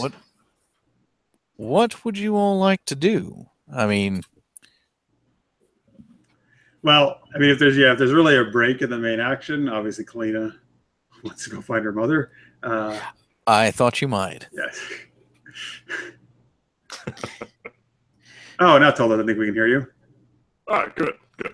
Well, and, you know, I mean, Finn is probably very interested in studying the ways of the gatekeepers with Karog, but I don't know if we're talking about that kind of break. Well, the nice thing about having something with your new abilities, it's actually very easy for you to go to the Grove. Right. So, I don't know. That's something that I'm interested in doing. But I don't know, Kalyna, what do you think as far as searching for your mother? Well, the Azure Wind is here in New Seer. Mm-hmm. And the place that that she needs to go to is not exactly... I mean, your spell isn't going to help to get there because you've never been to, you know, the Lazar Principalities. Okay. So maybe I should take a journey to the Lazar Principalities first to at least know where to connect with you. That would make sense. Depending on how long I mean, it may not take her long once she's there, but yeah, I mean, you could go there and then use hopefully find a big enough tree there to be able to just disappear to... Yeah. Oh, it's just thousands of miles of prairie land. with just Oh, yeah. blades of grass. Just kidding. Okay, that 'Cause, sounds good. You know, you'd basically be traveling. Let's see here. If we draw a line. By the Are way, we folks, going- this is the map of Corvair, which is the continent we're on here in the world of Eberron. That's pretty much the flight path. Yep. Not meaning to spend your money, Kalyna, but I'm wondering if 500 of that 1,000 that you were donating, if perhaps we would leave a. I think the sending stones are 500 gold pieces for a pair. Maybe you could leave one with the speaker post guy, so it's always on you. So if New Seer gets attacked, you'll know immediately. It's just an idea. Well, boy, you were carrying a lot of those. We are.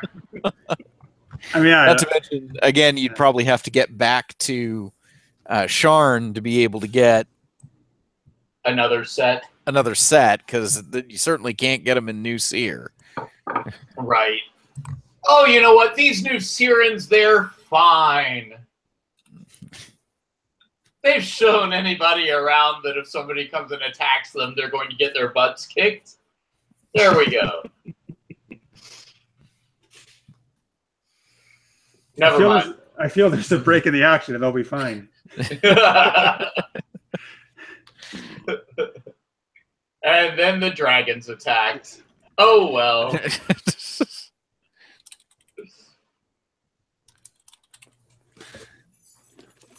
All right. Well then.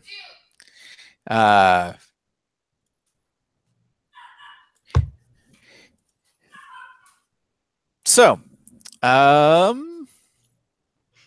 don't know. How do you want to do this? Yeah, so I think that I'll at least travel with Kalyna to the area that she's going to be looking for her mom. Yeah, the Lazar Principalities. And then I will... oh, God. No. I just had a thought, but you probably wouldn't let me do it. What? But I had a thought. If we, were to create... I don't know, something like underneath the airship that's a big tree. like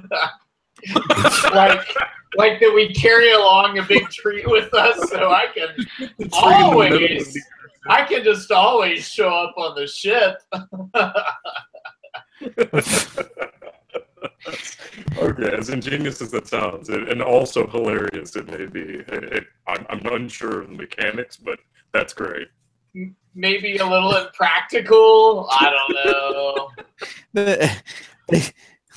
They put it below the ship temporarily. He comes through and drops. No! Oh wait, boots of flight!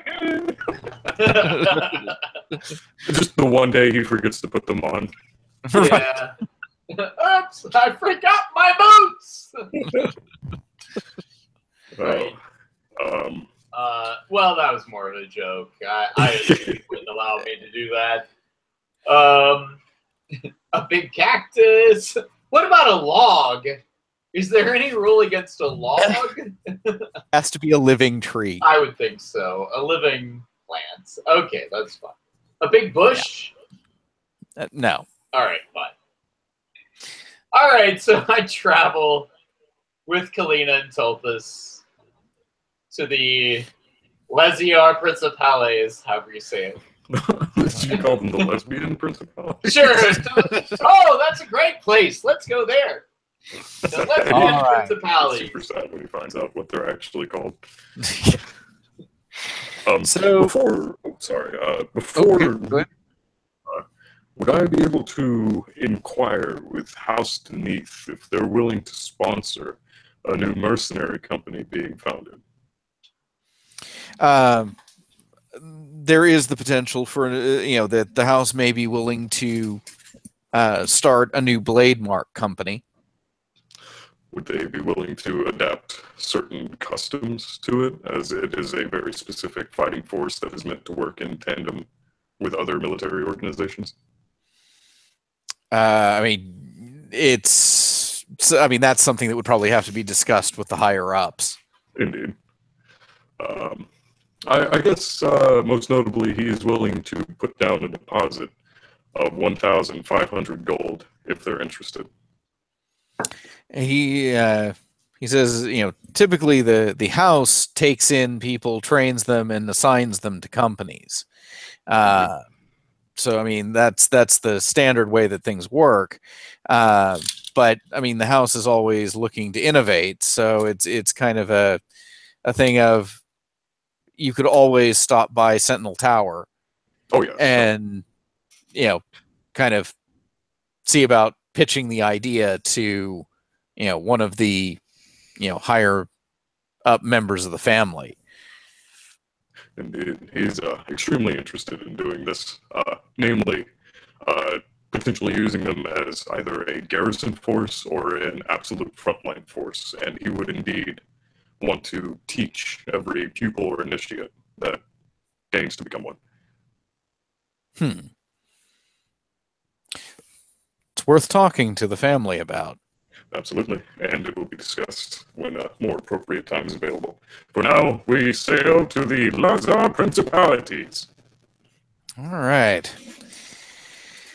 So you fly to Tantamar, which was the place that you had heard some rumor that your mother might have been there, or that some members, some members of her family servants might be there.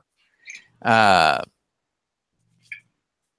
so the journey is uneventful. You sail over the lands without any troubles and arrive in Tantamar, bustling port city that definitely, I mean, even from the sky, this looks like a shady town. It's a mishmash. I mean, the structures are cobbled together from seemingly whatever was available, occasionally including, fragments of ships. But there's certainly very impressive vessels in the harbor. Not much in the way of airships, but definitely impressive sailing vessels. And as you're hovering outside of Tantamar, Cyrus kind of shakes his head and limps forward to stand at the railing, looking down at Tantamar.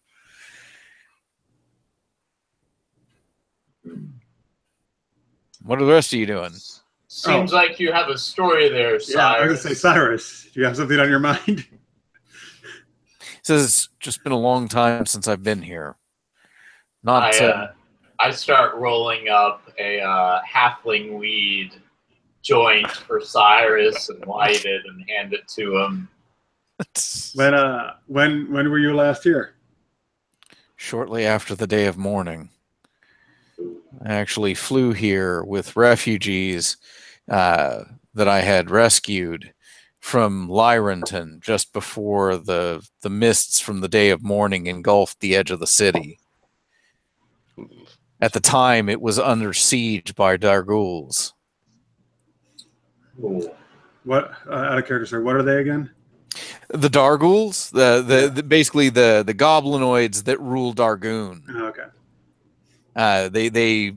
Dargoon used to be part of Seer and the mercenary companies of goblinoids who had been contracted to Seer by House Deneath, rebelled and seized the area of land that is Dargoon and just basically started murdering all the Seerans.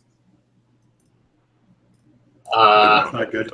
I take a hit off the halfling weed and I say, fuck those gobbling things. Fuck those goblinoids.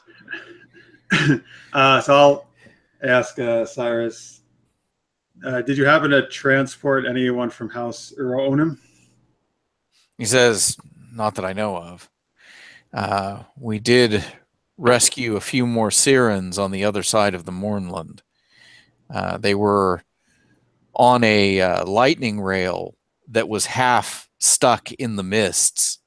It looked like the lightning rail had been heading into Seer when the catastrophe hit.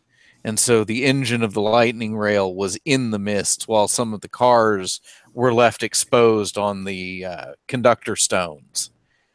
But the lightning rail wasn't going anywhere, and it was being attacked by Valinar. Jeez. Well, it's very daring of you to rescue them. Well, I'd say that I didn't necessarily have as much to do with the rescue as Rilhan and some of the others. I believe you've met Alvarian de Civis. He was one of the people who went down. He was to help the people on the lightning rail. Mm-hmm. Yes. And he was the reason I was in Lyrenton. His uncle had paid for me to go and pick him up. Tried to save everyone I could. Well, do you know, I know it's been a while, but in Tantamar, any of the best spot to go if I'm trying to find someone? Oh, let's see. Hell. Like maybe a good strip club? Go to hell. I don't want to go to hell. From the last time I was here, honestly, probably half of the taverns that I knew have changed names, burned down, or any number of other things. I'd say best bet, just use your judgment and ask around. This is not a town for the timid. That's all right. I grew up in Stormreach. I feel right at home. He smiles. I bet you will. and I whisper underneath my breath, and I say, "She's a vampire slayer." Were you just whispering out to him? Yeah. Okay, all right. Just so you can handle your own. Yeah, thank you. Sure. All right. I'm curious. Have we gotten any word back from Kuras, the hobgoblin who is attempting to track down Rukin for us? You have not. Now, admittedly, it's a big damn continent. That is. Trying to find Rukin might be not so easy. Just look for vegetation with teeth growing out of it.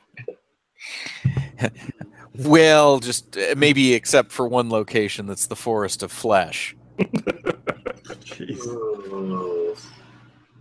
That's in Droam. Mm-hmm. All right, so is there like a place to land here in Tantamar, or do we... No, there aren't actually docking towers, so you kind of have to do the rope ladder down to the ground. Right. Okay. Oh, also, Samus, I would like to make mention that instead of placing myself with an ability score attribute, I have instead taken the tough feat and sit comfortably at 157 hit points.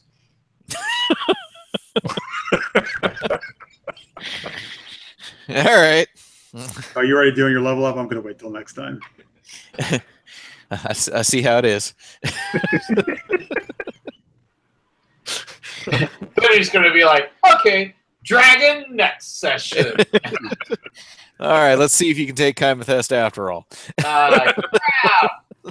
We have no beef with you. We settled that way ago. Come on. I'm just going to point at the meat shield and say, he's the tough one. Pick a fight with him. Don't pick on someone your own size. And then I'm going to turn into a flea and hop away. Brilliant. All righty. So, you guys heading down into Tantamar? I sir am. So, at this point, Finn, are you going to... Well, I mean, I'm definitely interested in going to the Sacred Grove, but I wonder at the same time if that's just going to cut me out of the rest of this gaming session. So No, I don't know, but yes, I'm absolutely interested in going to the Sacred Grove. And I mean, I guess I know we still have sending stones, so I'll just make sure that you guys have one that's with me, so you can tell me if there's any trouble. Yeah, I mean, well, if you're cool, though. I mean, obviously, if you're cool with doing like a split party thing and going back and forth. I can kind of bounce back and forth. Okay, that's fine. So sure, I will. I'll see you guys off and say have fun at the tavern, and I hope you find your mom or more information on your mom, Kalyna. And then I sidestep into a giant tree. Oh, before you go, she'll thank you and say, tell you to have fun in the grove. Yes. Okay. And you see beautiful chirping birds and, deer that are frolicking in a field in the Sacred Grove. And then no veins or animals with 2 heads? Yep, no veins or animals. Okay, good. He'll also hope that Goodberry and Good Brewery are doing well. I hope so too. We haven't checked in a while. Yeah. You've been busy. Yep. We come back. Melvin is like literally 350 pounds. He's turned into Jabba the Hutt. And he's just eating bakery goods and mugs of ale. Like, I never thought you guys would make it back. I've been lonely. Oh my god, that's great. Sorry, anyway. Kalyna will say to Tulthus, hey, if we meet my mom, hey, make sure to talk up how amazing I am. Well, I already plan on it. And don't sleep with her. That would not be cool. I don't have to worry about Tulthus doing that. Have you checked underneath that loincloth? Yeah, we drew on it one time. I know what's there. That's true. You were polishing his knob, right? I was giving him one. I was drawing one for him. Oh, fair enough. All right. So, into the streets of Tantamar. It's an interesting mix in this place. I mean, you're walking along and you see gnolls walking along in the street. Hyena-headed beings. I don't know if you've seen gnolls before. We fought a few. Actually. Okay, right, yeah, a long time ago. Yes. So, yeah, you've seen gnolls moving through the streets. Definitely everyone here is well armed. Indeed, as they should be. And maybe not the most friendly looks, but most people are. There doesn't seem to be at least random violence in the street at the moment.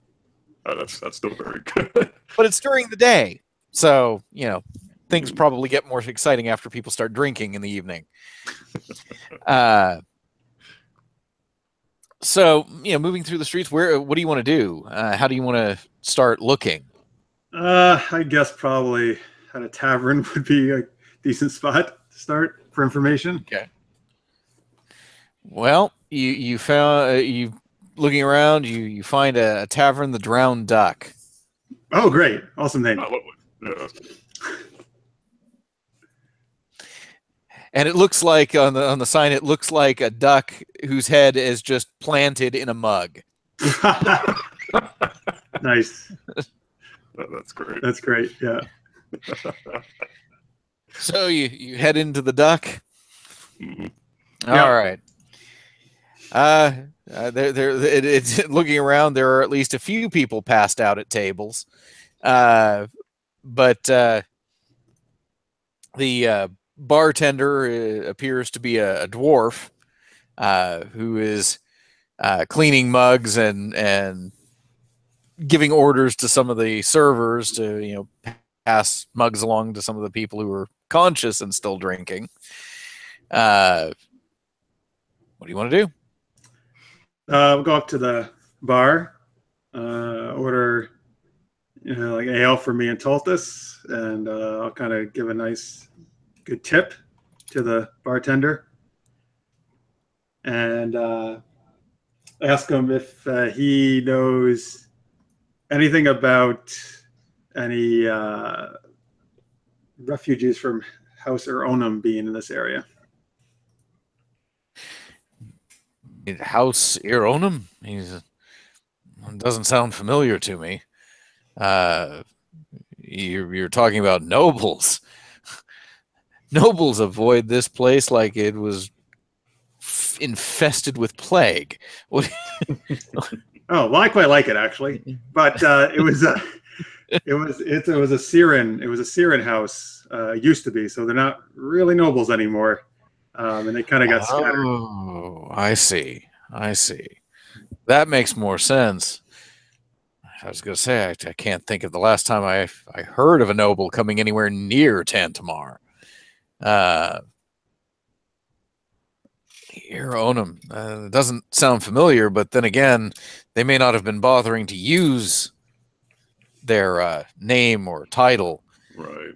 They went by a different alias. He says, I mean, he kind of looks around the room. I can pick out at least 5 that would be willing to do a kidnap job for a noble if they thought they could get the money. Oh, very lovely. Well, do you happen to know a woman named Sadira? Sadira, no. Nothing that springs to mind. So you're talking about Sirens.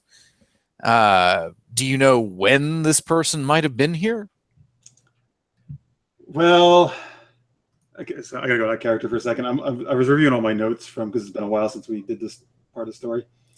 I have here that Talara was the servant in House Eronum. That's who I spoke to in New Seer. Mm-hmm. And that she last saw Sadira, who we think might be Kalyna's mom, 24 years ago. I'm trying to think how did I know this area though? Was it Talara who sent me here? Talara said that she had heard that there might have been servants of the house who ended up in Tantamar after the day of mourning. Oh, so again, it would have been about that time, about 24 years ago or so? Well, no, 24 years ago, that was before the day of mourning. The day of mourning probably happened about 5 years ago. Okay. So when the servant that you've talked to saw your mother, it was in the family estate. Right. And everything. But she thought she had heard that there were some servants of the house that ended up in Tantamar after the day of mourning. Okay, all right, thank you. All right, so I'll tell him, yes, it would have been right after the day of mourning, so about 5 years ago. I was told some of the servants of the former noble house might have wound up here. Like, oh, yeah. He says there was a kind of an odd thing that happened shortly after the day of mourning. A big group of Sirens ended up getting dropped off here by an airship. One with a, he's like, I know I saw it. One with a blue ring. Really? Blue ring. And where do you know? Are those Sirens still here? He says some of them might be. It's been a couple of years. I mean, it stood out at the time simply for the fact that so many of them all of a sudden just kind of dropped into town, which was unusual. Well, any idea where I might try to seek some of them out? Or who might know? He says, what's in it for me? Well, you have my lovely smile, and she beams at him. but also, obviously, we can, we have a few coins we could pass your way. He says, I can check into it. And if I come up with something, we'll agree to a fair price. A smile is good, lass, but coin lasts a bit longer. Man after my own heart. He says, will you be needing a room? Yes, that would be excellent, actually. Okay. He says it's 2 coppers a night. And I hope you don't mind a rowdy bunch. Typically, the sailors come in at night. It can get a little loud down here. Oh, me and my companion will fit right in. Excellent. So he passes over. He says, one room or 2? Well, if we want, we could just take up 1 room and Tothis will keep guard during the night. Or you could polish his knob. Yeah, sounds good. All right. Yeah, she'll say, we just need 1 room. Okay. And she'll give him she'll give him a silver piece, some more than actually it costs. He nods and takes it, thank you, and hands you the key.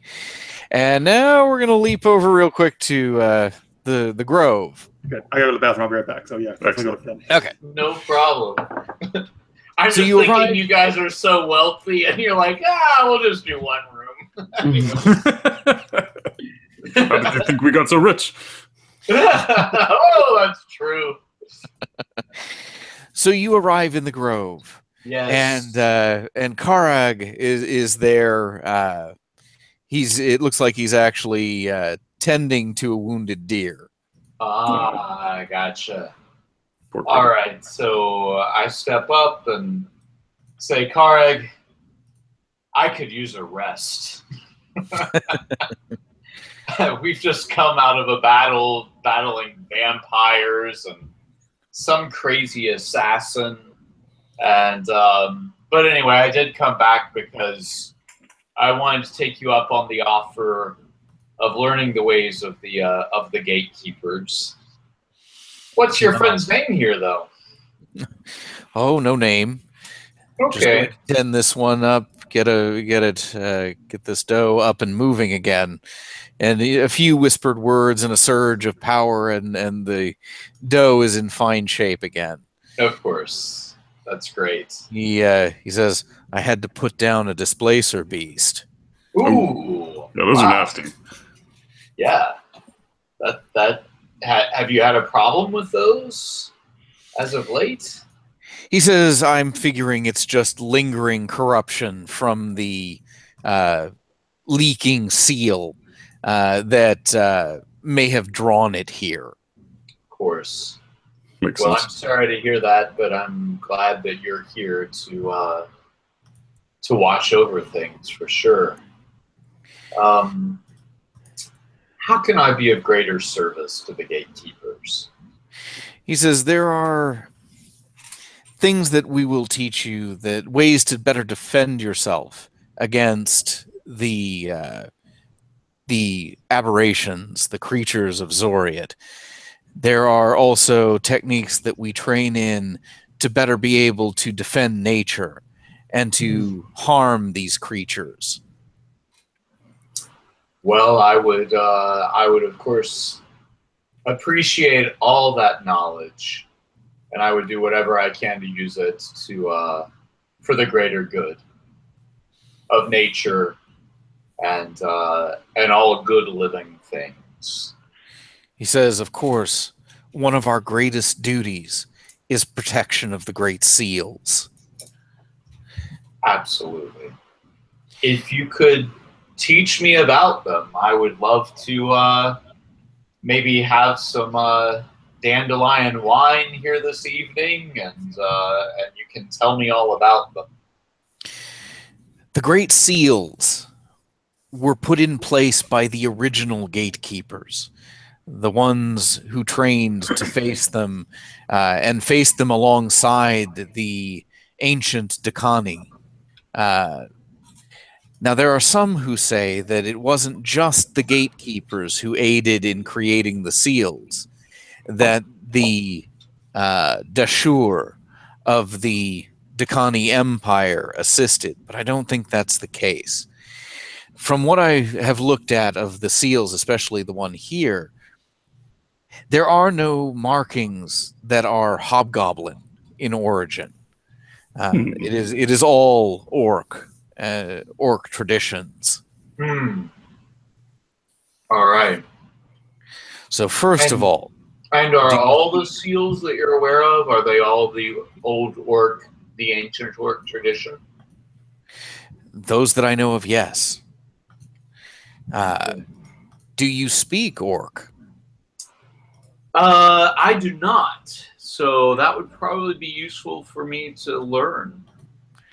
I think that's maybe where we should start, but we will definitely go over traditions of the gatekeepers as well, and begin training you to focus the power of nature to truly harm the aberrations. All right. That sounds good. All right. But he does take you to show you with training from him, you are actually starting to be able to see the seal. Okay. He basically teaches you how to look to see it. Gotcha. Because it's inherent to the gatekeepers. With his training, you're able to see the flow of magic from the seal, and you can see the runes, the orcish runes that aren't normally visible. Okay. But you can also see just how much tremendous power is in that seal. Gotcha. Just an amazing level of power in it. And he says to you, now, when you look at it, you see what it is, and you know that it holds back a great evil. It holds back one of the Dale Kier here on this world. But it has another purpose. Do you know what that is? I'm here to learn, and I am not certain, so... Okay. He begins drawing in the dirt and starts placing stones. And what he says is that the nature of our world is that the planes of existence, they in some ways orbit the material world. They are constantly in movement. They are either drawing closer to our world or drifting away. Okay. Yes. When one draws close enough, it can brush the material world, causing sort of an influx of energy related to those planes. So when Shavarath, the plane of battle, comes close, echoes can be heard on battlefields of wars being fought in the battleground in the other plane. It can cause an upsurge in violence. These sorts of things sort of bleed over from the plane. Yes. Long ago, when the Dale Kier invaded, it was because Zoriat came in contact with our world. At that point, it was very easy for the creatures of Zoriat to step across from Zoriat to Corvair. Okay. The same is true when other planes come in contact with the material world. There are often points where you could simply walk and step across into the other plane of existence. Hopefully nobody did. Right. Okay. Part of the function of the Great Seals, they make it impossible for Zoriat to brush our world. Well, that would certainly be important.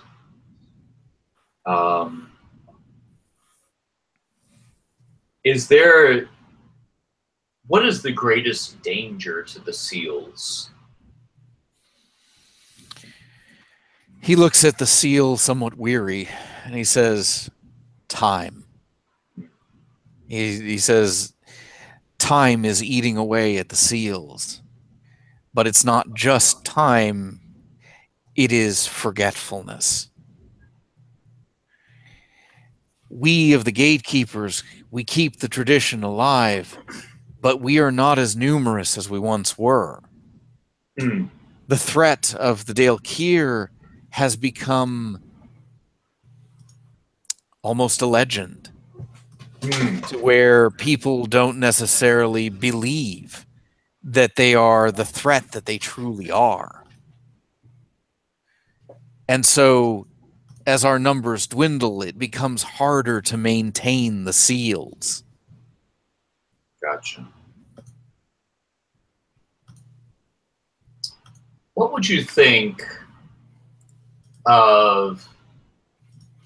Now, I'm partially joking here, and I know this isn't a laughing matter, but you know I'm a little irreverent. But what would you think in strengthening this belief if there were, say, a popular mass-marketed drink that became a favorite in Shard to spread the belief of this threat or something? You know, if we were to like put it out there and remind people of what's going on. He says, I don't think they'd get it. Probably not. Probably And, not. you know, after a few drinks, they probably don't care. That's true. That's true. Finn is thinking about baked goods. Is there a way to make a cookie that looks like the seal? And anyway, yeah, it's just a passing thought. Anyway. Well, that's interesting. Do you think it's just because people are no longer personally concerned about the terrible threat, that it's just out of mind, out of consciousness, and it's only a handful that actually realize the major threat? He says it's one thing to read about the horrors and another to actually witness them. Oh, that makes sense. Yes. I mean, consider for a moment that this happened over 5,000 years ago. Mm-hmm. Right. Right. You have actually seen some of the things that the Daelkyr are capable of. Right. And you've only seen the barest hint. That's frightening. Of course. Yeah, it is frightening. It's frightening. You witnessed what one Daelkyr was capable of, only being able to extend a small measure of its power through the seal. Right. This guy always shares the best news. And I assume with the Daelkyr, I mean, we're talking about masses? Are we talking about armies? Oh, yeah. He says that the Daelkyr brought some things with them. The rest of their forces they fashioned from the beings they found here. He says the Illithid, the Mind Flayer, they came with the Daelkyr from Zoriat. Okay. They served as generals under the Daelkyr's army. They brought the Beholders as living artillery units. Right. Sorry, Anthony in the chat wants to know, did you, Trip, just say asses? Asses just now? Like, within a minute ago, probably. Maybe. I mean, Trip often does talk about asses, but I don't know if he said it this time. I do. I appreciate a nice ass, but, you know, I wasn't like, you know, kind of heavy conversation. So. The Dolgaunts used to be hobgoblins. Oh, wow. The Dolgrims used to be goblins. Right. Okay. Well, let me learn everything that I can, and I will certainly do everything within my power to help hold the seal. Are there many gatekeepers left? I clearly get the sense that there are not. There are still some of us. At least we have greater numbers among the tribes of the Shadow Marches. Okay. But here in the Eldine Reaches, where there should be, where there are so many rangers and druids, there really aren't that many of us. Gotcha.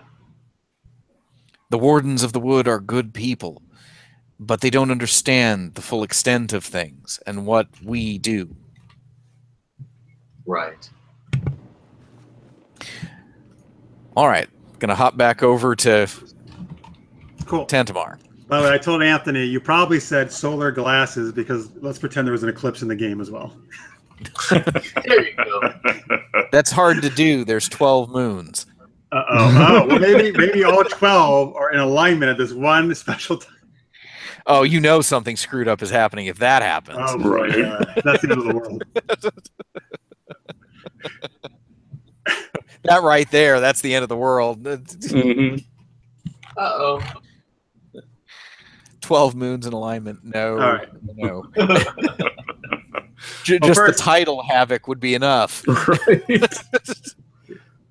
Well, first, Kalyna actually wants to thank Tulthus for accompanying her. Oh, absolutely. It's his duty at this point. And she'll ask him, do you consider anybody to be your parents? Well, honestly, the idea of family is sort of foreign to him. He's only ever really been a soldier. And he's starting to sort of, I guess, get the concept. But in his view, it would be obviously like hosting a mercenary company and creating a family that way, since obviously procreating is sort of out of the question here. Well, we're your family now, Tulthus, and you can be like my big brother. He smiles at this and delightfully nods. Okay. So, a couple days pass because, you know, Dragden, the dwarf, is actually looking into it and working some contacts to try and see it. He says after a couple days, I think I've found one. This guy's name is Dragden? Dragden. Yep. Oh, by the way, in the chat, Chris likes the idea of brother-sister, Kalyna and Tulthus. He says, aw. It's nice. It works out, especially when she becomes Empress. Right, exactly. You can be the prince. Oh. All right, so sorry, yes, we're talking to Dragden, and he says he found someone? He says, yeah, there's an older woman who's still in town. She has been here. She, according to everything I know, she arrived on the airship that arrived here just after the day of mourning. Do you know her name? Idana. And where can we find her? Well, we need to settle the tab. So how much is the information worth to you? How much you want? He's kind of eyeing her. You want to try and do a bluff to hide how important it is to you? Yes. So deception? Yep. Here we go. Oh my god, a critical failure. That's terrible. Whoops. Still got a... You're forgetting an ability you have. Ooh. I do. Do I have something I can re-roll? No. What do I have? You have an ability that means that you can't have less than a 10 Oh shit. on a skill check that you are proficient in. No, wait, does that... I mean, you did get a total of 13, but I got 13 on a critical 13 fail. is actually, but 13 would be what it is anyway. No. You rolled a 1, so it's counted as a 10. Oh. Is that... Well, really? I thought it was just the overall. Oh. You're saying the base Oh my roll? god, so that would be a 22? Are you saying the base roll can't be less than a 10? Yes. Hang on, Oh my what is this- god, what is that's this called amazing. again? Yes. That is That's what legitimate. Oh, reliable talent. reliable talent. Whenever you make an ability check, let you add your proficiency bonus. You can treat a d20 roll of 9 or lower as a 10. Oh my god, that's amazing. Wow, that is. So you got a straight up 22 on a critical fail. She didn't Nice. fail. That is an amazing talent, actually.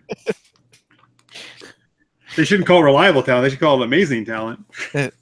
See, Nate, just wait. This is what I'm going to be doing at some point. Thank you for reminding me of that. Of course, you need to, but definitely remember that because you can't get less than a 10 on a skill you're proficient in. Okay, he's like, I'll give it to you for 5 gold. He's like, deal. Okay. By the way, in the chat, Lister's Mate says, you suck at rolling dice, Jeff. That's okay, Anthony, because I have reliable talent. So it doesn't matter. I can suck all I want in this case, and I'll still be okay. Wow, I'm going to tweet that right now. Whoops, daisy. Alrighty. So you pay the 5 gold, and he gives you an address. Should have paid him 10 for the correct one. I'm sure it's correct. Google can't find this one. Idona is her name, right? Idana was Idana. the name of the woman. By the way, in the chat, Chris and Listermate are both saying hashtag reliable talent. Whoa. Was that sucking? What was that? No, that's the 10. Right. Oh, yes. Alrighty. So, doesn't take you too terribly long to get to the house. It's it's a small place, but it looks well maintained. So in the chat, Chris says about reliable talent. I think I've dealt with that agency before. Their quote is, "We may not be the best, but at least we're reliable." Sounds good. All right, so it's the house is maintained. Yeah, it's a small home, but it looks like it's clearly well cared for. Okay, well, I'll knock on the door. Okay. After a few moments, an older woman opens the door, and she kind of stares at you for a moment. She's like, "Who are you?" Greetings. My name is Kalyna. I'm looking for a woman named Adana. Your name's Kalyna, and she's like, I'm sorry, I'm Idana. She says, I'm sorry. I just thought for a moment that you were someone else. Well, that's actually what I came here to talk to you about. May we come in? She looks a little nervous at that and says, I think not for the moment. Not until I know a little more of what it is that you're here about. Oh, of course. And don't marry my companion. I know he may look tough, but he's a big softie. he just grunts. Grunts? So great. Yeah. Hoping for a smile or something. Well, Warforged don't really have expressions. If they smile, it's all in their tone. Right. All right. Well, first, is there anybody else around with an earshot? That's really what I was kind of. I mean, there's people walking around, but nobody's paying any more attention to you than anything else. People are clearly busily heading about their business. Okay. All right. So I'll tell her. Do you know a woman named Talara, who used to be a servant in House Eronum? Talara. She says, I might have, but it was a long time ago. Indeed, it was. So she advised that I look here for other former servants of House Eronum. I found out recently that I am of that house, apparently, and her eyes go a little wide at that, and she says, "Okay, come in, and she pulls the door open wide and motions for you to come inside." Okay, I'm going obviously and tell motion to you'll follow. Don't hit your head on the door. Okay. And you're not like this Tin Man's Siren too. Well, I mean, right? Technically, yes. Yeah, he does view himself as a Siren. Yeah. Yeah.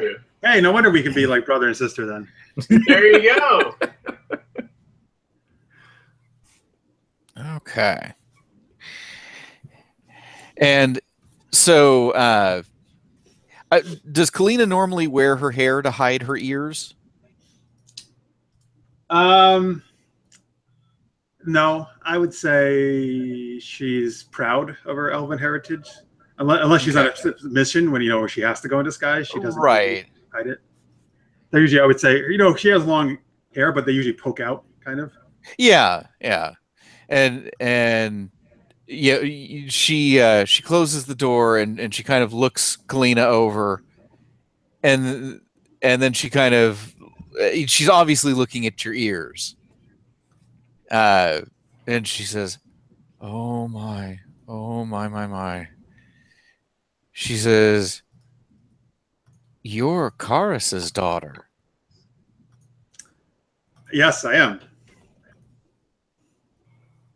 Oh, she like goes and she sits down. I mean, the house, now that you're inside, is a very cozy little place. I mean, again, much like the outside, not necessarily in the best shape, but clearly well cared for. She sits down and she says, "You look just like your mother. Though I'd say you have your father's eyes." I'll get her, if there's like a sink or something, I want to bring her some water. There is like a pump. Bucket. Pump, yeah. And I'll hand her some water and sit right beside her or in front of her or something. She nods thanks. And she's like, "Well, now,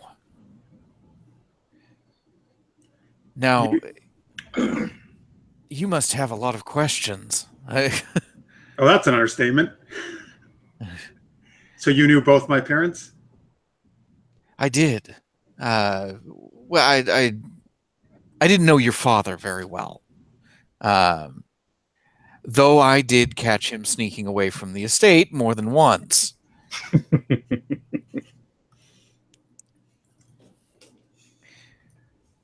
Now, mind you, I didn't say a word to anyone, but I did see him sneak away from the estate a couple times. What about But what can you tell me about my mother? your mother was a very kind woman, a very good woman, someone that treated us very well. Those of us who were in her direct service, we did our best to help her and to care for the things that she wanted cared for. She was heartbroken for several years after everything that happened with your father. But now I can see that this was not the tragedy it was made to look like. What I have a feeling that your grandmother had something to do with all this. what do you mean? Your mother gave birth to you, but it was revealed to us of the servants that the child died at birth. Oh.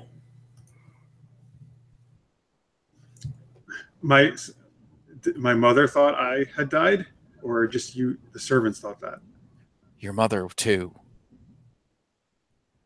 So you think my grandmother concocted that story? I wouldn't doubt it. She did not approve of the relationship in any form. The idea that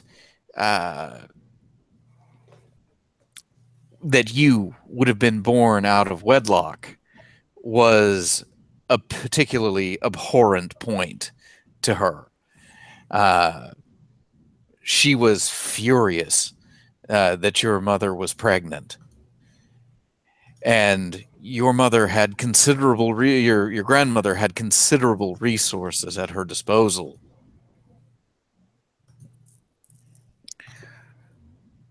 Now, at least I guess I can say this for your grandmother. Apparently, she didn't actually kill you, which I wouldn't Wow, what a have wonderful asked woman. her. So you don't know what happened after that, or how did I wound up with my father? I don't know. I don't know how that played out, but I can give you my suspicions.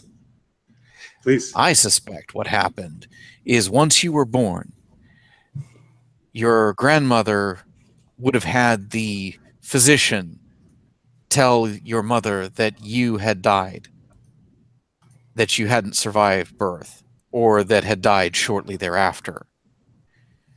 And likely at that point had someone that she could trust deliver you to your father, at which point she probably would have either threatened his life in order to take you far away and to keep your heritage secret. She might have even offered him money to do so, or money and a threat. I'd put equal odds on those. To basically take you away and never return. That's terrible. Yeah. So my mother and father, though, they seemed to love each other before that. From what I could see of it. She said, I didn't really get to see them together very much. They were secretive and usually meeting outside of the grounds of the estate. But they seemed to care for each other. But I imagine if your grandmother didn't want to go to the trouble of killing both you and your father, chances are she threatened both your lives, and your father, in the interest of saving your life as well as his own, probably took the deal or believed the threat enough to try to get you to safety. Hmm. Is my mother still alive? Do you know anything about her? She was alive. She was alive. At least she was the last time I saw her. But it's been several years now. Where did you last see her?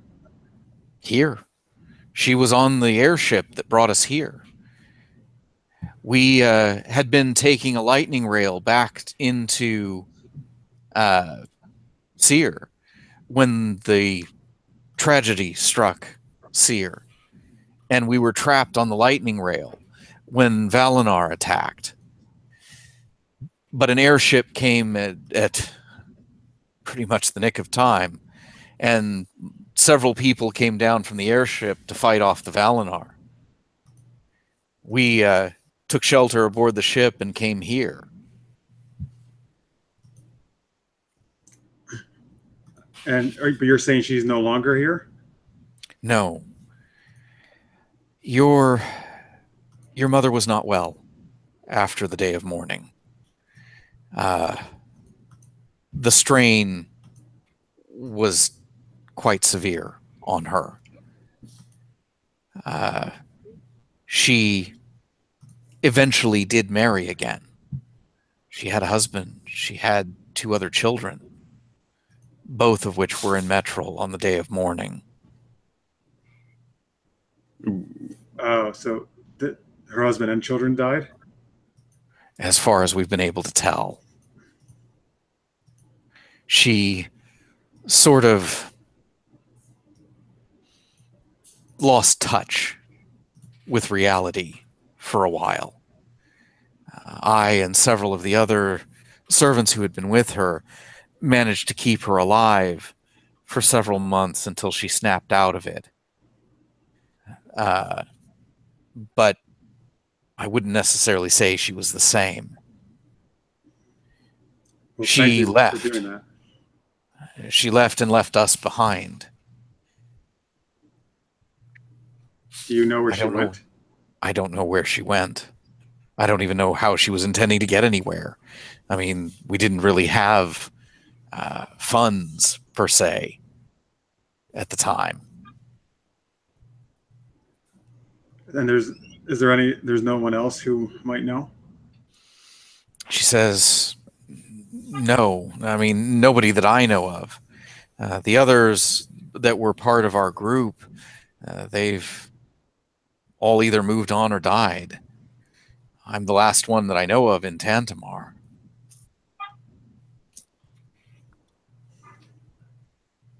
I see.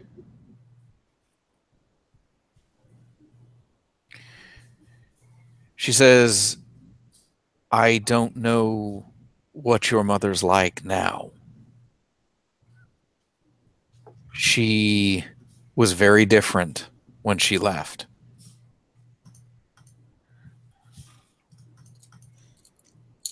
Well, as you can imagine, I am determined to find her. I would think so. You come from a family of strong-willed women. Got that right. Well, yeah, but it sounds like she needs help. Well, thank you for telling me all this. Thank you for your kindness towards her all these years. Is there anything I can do for you? She says no. I have eked out an existence here, and I'm at least comfortable now. You know, I'm content to live out the rest of my days here. Well, I hope they are good ones. I think they will be, but I do hope for the best for you. That hopefully you will find her and maybe be able to show her that she still has someone. That is my hope too. And you said she's quite similar looking to me? She says, I had almost thought that a ghost had come to my doorstep. She'd be older now. I mean, there's no doubt that age should have taken its toll on her, just like any of us. being that she's just human. But you look like your mother did when she first met your father.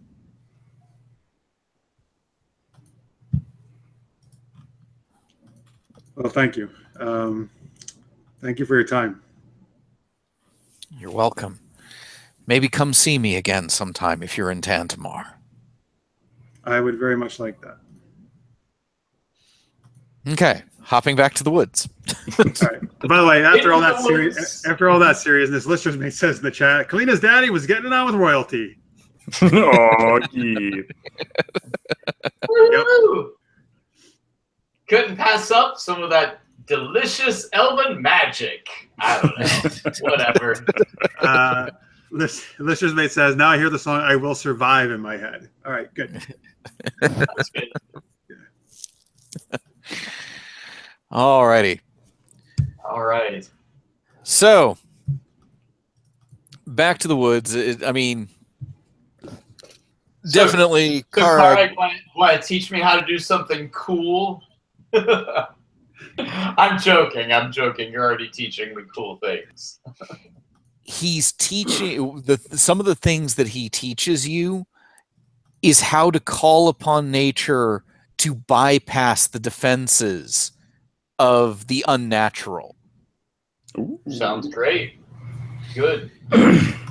So essentially what this is going to do for you is through his teaching, you're turning loose nature's fury against the unnatural. Gotcha. And because of that, your spells will bypass any resistances that an aberration has. Nice. Okay. So if the aberration has resistance to electricity and your lightning hits them, it ignores it Gotcha. and does full damage. Okay. That's wonderful. He also is teaching you how to channel your abilities in order to use the protection from good and evil.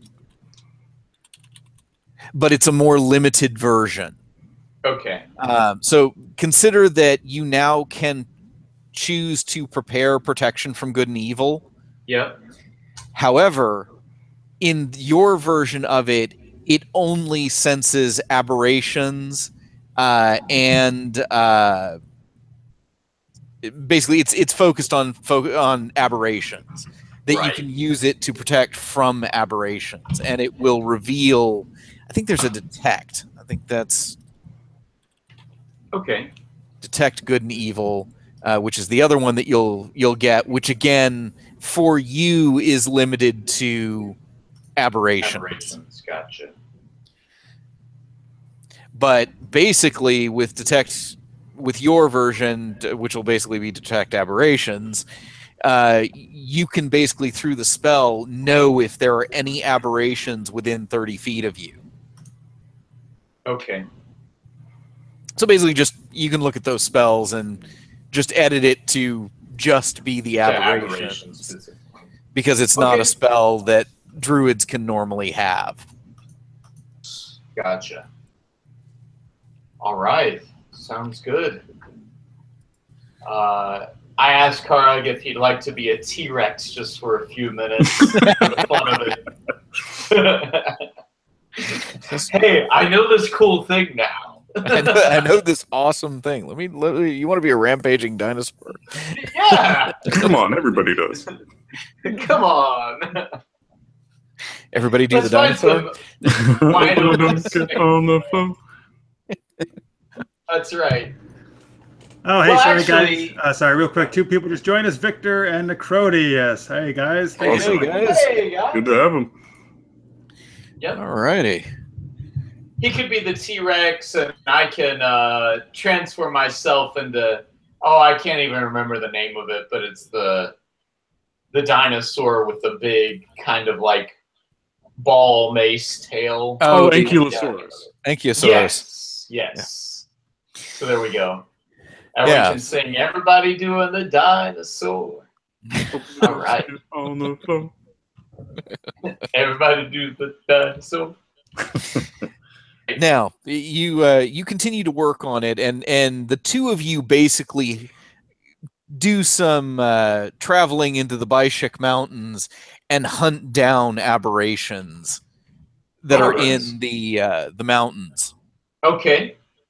And thus getting to use your spells to learn to really unleash nature's fury against the aberrant creatures.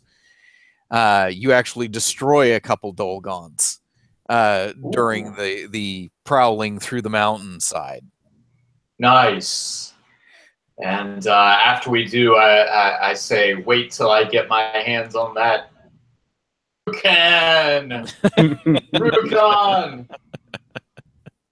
Oh, well. Anyway. Okay. That sounds great. Okay. And of course, the whole time, thank you for... he's making you try to speak in Orc the whole time. Oh, fantastic. But he suggests that maybe he suggests maybe that he's sure that there are probably books that can be picked up from one of the universities or from one of the booksellers in Sharn that will help him with, basically trying to learn on his own. Right. But for your part, the training seems to come relatively naturally to you. It doesn't seem difficult. As if maybe this was what you were always supposed to do. Brilliant. You mean I wasn't supposed to be running those businesses? Maybe you have a greater calling. Oh, greater than money? Yeah, that's ridiculous. Come on. Preposterous. By the way, in the chat, Victor says, Orc and Klingon sound a lot alike to me. Oh, yeah. Me too. All right. No, I absolutely agree with Karag and say, I feel like so many of these different things I've been doing has been a diversion, and that this is my true purpose. Well, it will be good to have another of the gatekeepers in the world. And you know what's at stake. Oh, yes. Survival of everything. Indeed.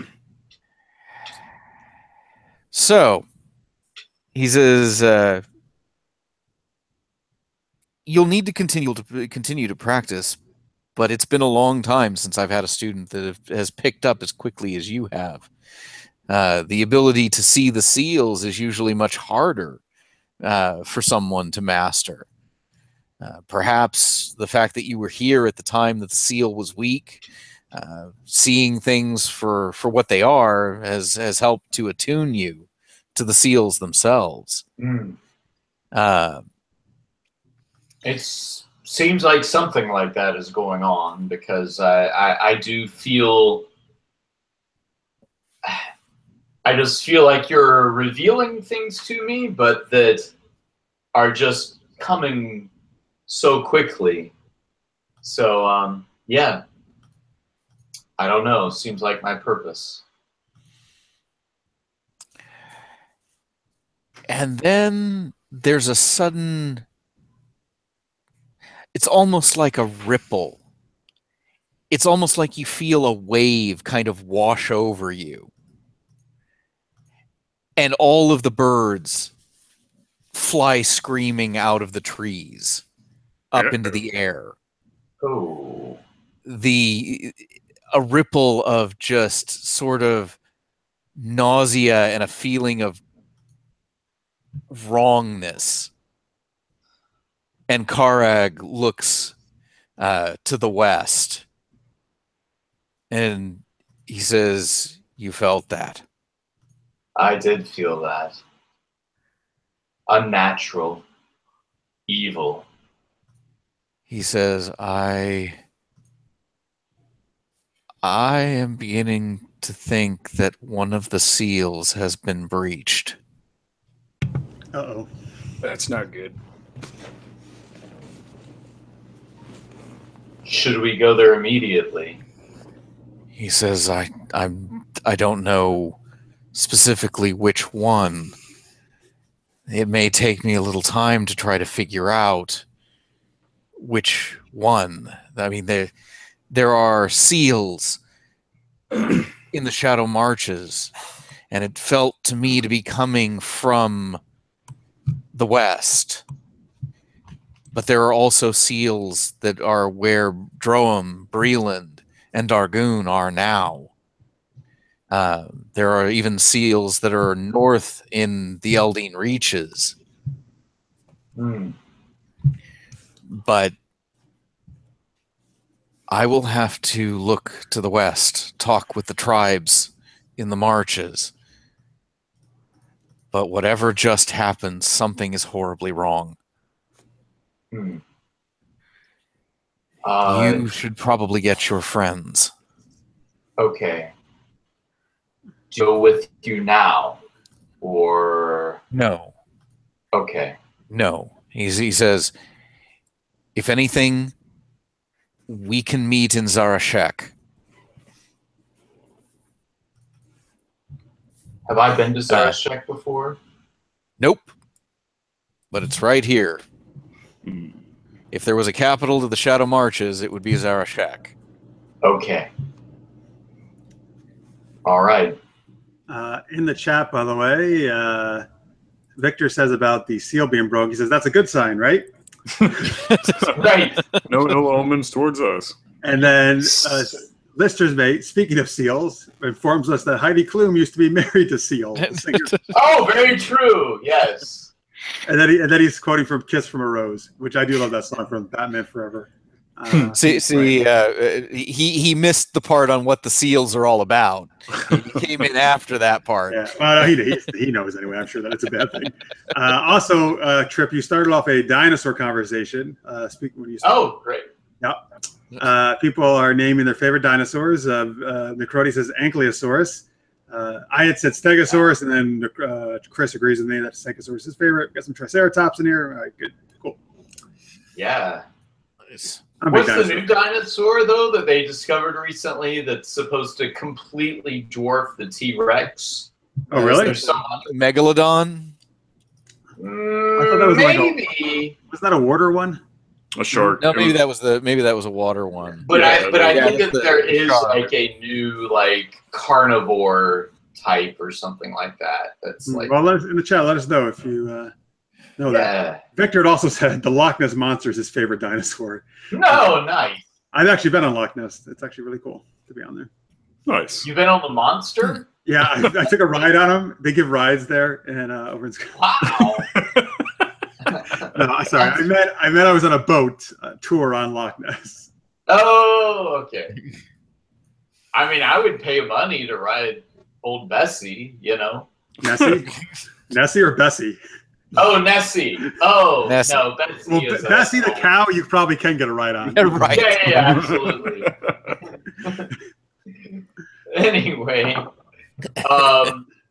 so I send a quick message on the sending stone. It's like limited to something like 140 characters, right? Something It's like Twitter. Of D&D. Yeah.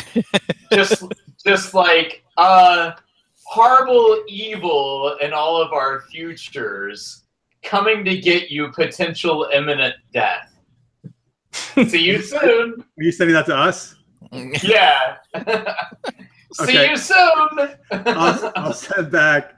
Found great info on my mom. Your info sounds terrible. Can't wait to see you. All right. So hopping through a tree back to Tantamar? Yeah, I'll go ahead and do that. Yeah.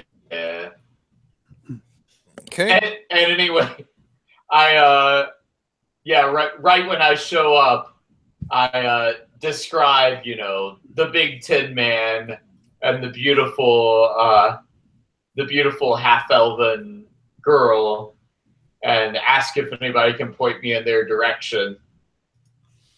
Well, there is one fortunate thing. Mm-hmm. There is still the Azure Wind sitting outside the city. Oh, there you go.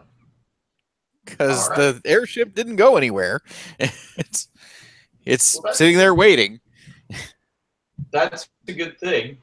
Well, I'd like to try to track down Kalyna in town, and I don't know. I don't know what I'd do. Just go around asking for You it. can roll a persuasion or investigation. Okay, sounds good. Persuasion, fortunately, we're not terrible. or anything. Right. Yeah, That's not bad. investigation 14. Okay. After a little asking around, you actually find them at the drowned duck. Okay, great. So I come walking in and I say, well, I'm here, ready to go back into the breach. Of which breach might you speak? Oh, something wicked this way comes. I think we should probably talk about it in private. This does not bode well, but we shall. All right. So back to the Azure Wind. Sounds good. Mm-hmm. Sure. And I say, did you find out anything about your mom? I did. I found a former servant who knew her well, and told me pretty much everything that happened, as much as she knew. Well, whatever. I'll relate. I'll skip most of it. I'll just say I related it to him, and just tell him. Is she still living? Yeah, she is, but unfortunately, she had a lot of heartbreak, and it seemed to really have affected her. And she went off on her own, and the woman doesn't have any idea where she went. Oh, that's terrible. That really is terrible. You have my sincerest. I don't know. I'm just so sorry, Kalyna. Well, thank you. I'm even more determined now to find her because obviously she needs my help. Yeah. Grandma was a witch. Yes. Yeah. I'm so she was sorry. And I hope we find her. There, however, is potentially a seal that is broken that could release great evil on this world. And if it breaks, the Delkir could possibly come through and destroy everything. So if we want your mom to still be alive, then I think we're going to have to go and see what's going on with this potential breach.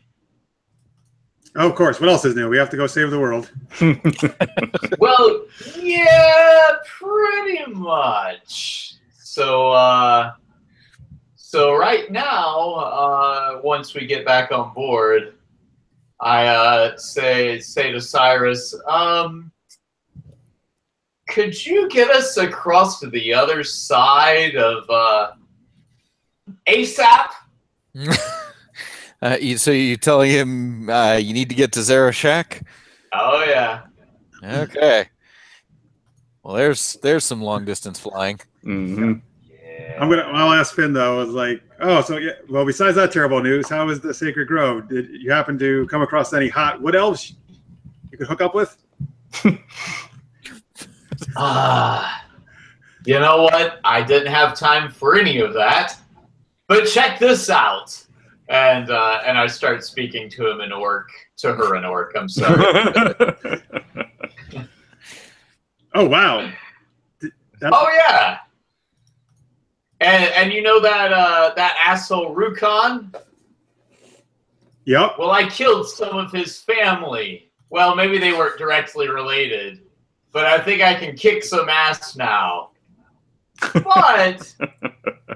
But there might be something much worse that we're headed into right now. So I do, however, have new abilities to try to operations.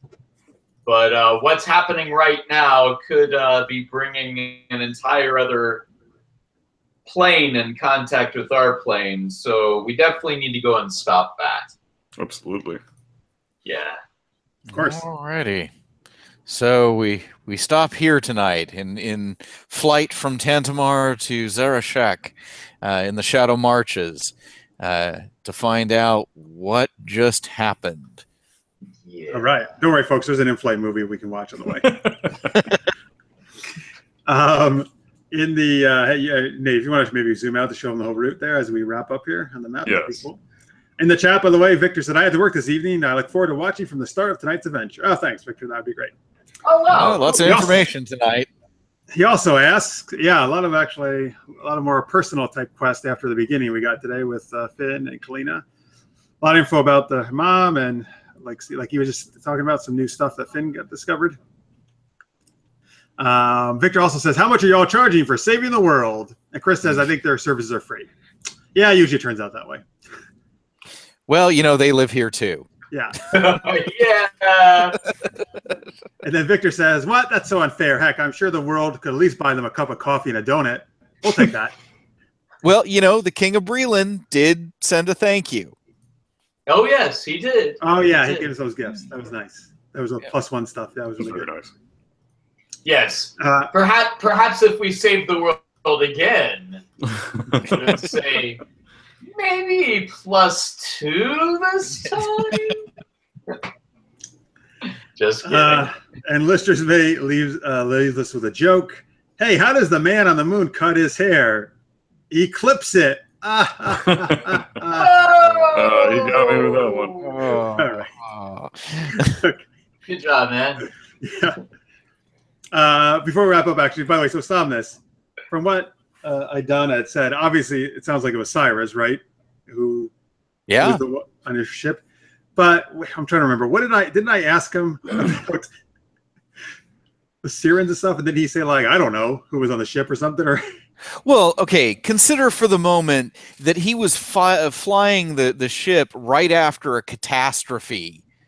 He was more focused on the safety of the ship and flying than necessarily getting to know every person. right. So he doesn't really know who was on it. Right. I mean, you figure he took on, I mean, you didn't find out exactly how many refugees he took on, but he may have taken on 30 or 40 refugees, or more.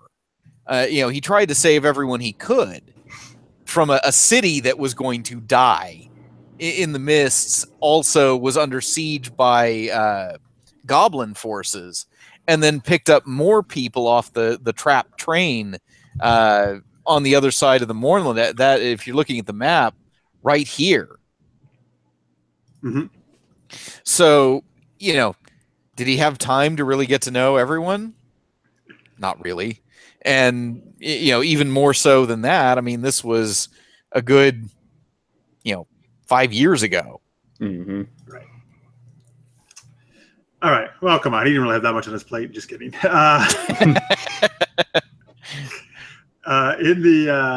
Okay, good. I just wanted to make sure he wasn't trying to hide it or something. I mean, I'll say that you've done sense motives on him, and no, he's not. Okay. All right. Cool. In the chat, Victor says Anthony's joke was a good one. He appreciated that. And then Chris Hadley says, hair all week, folks. All right.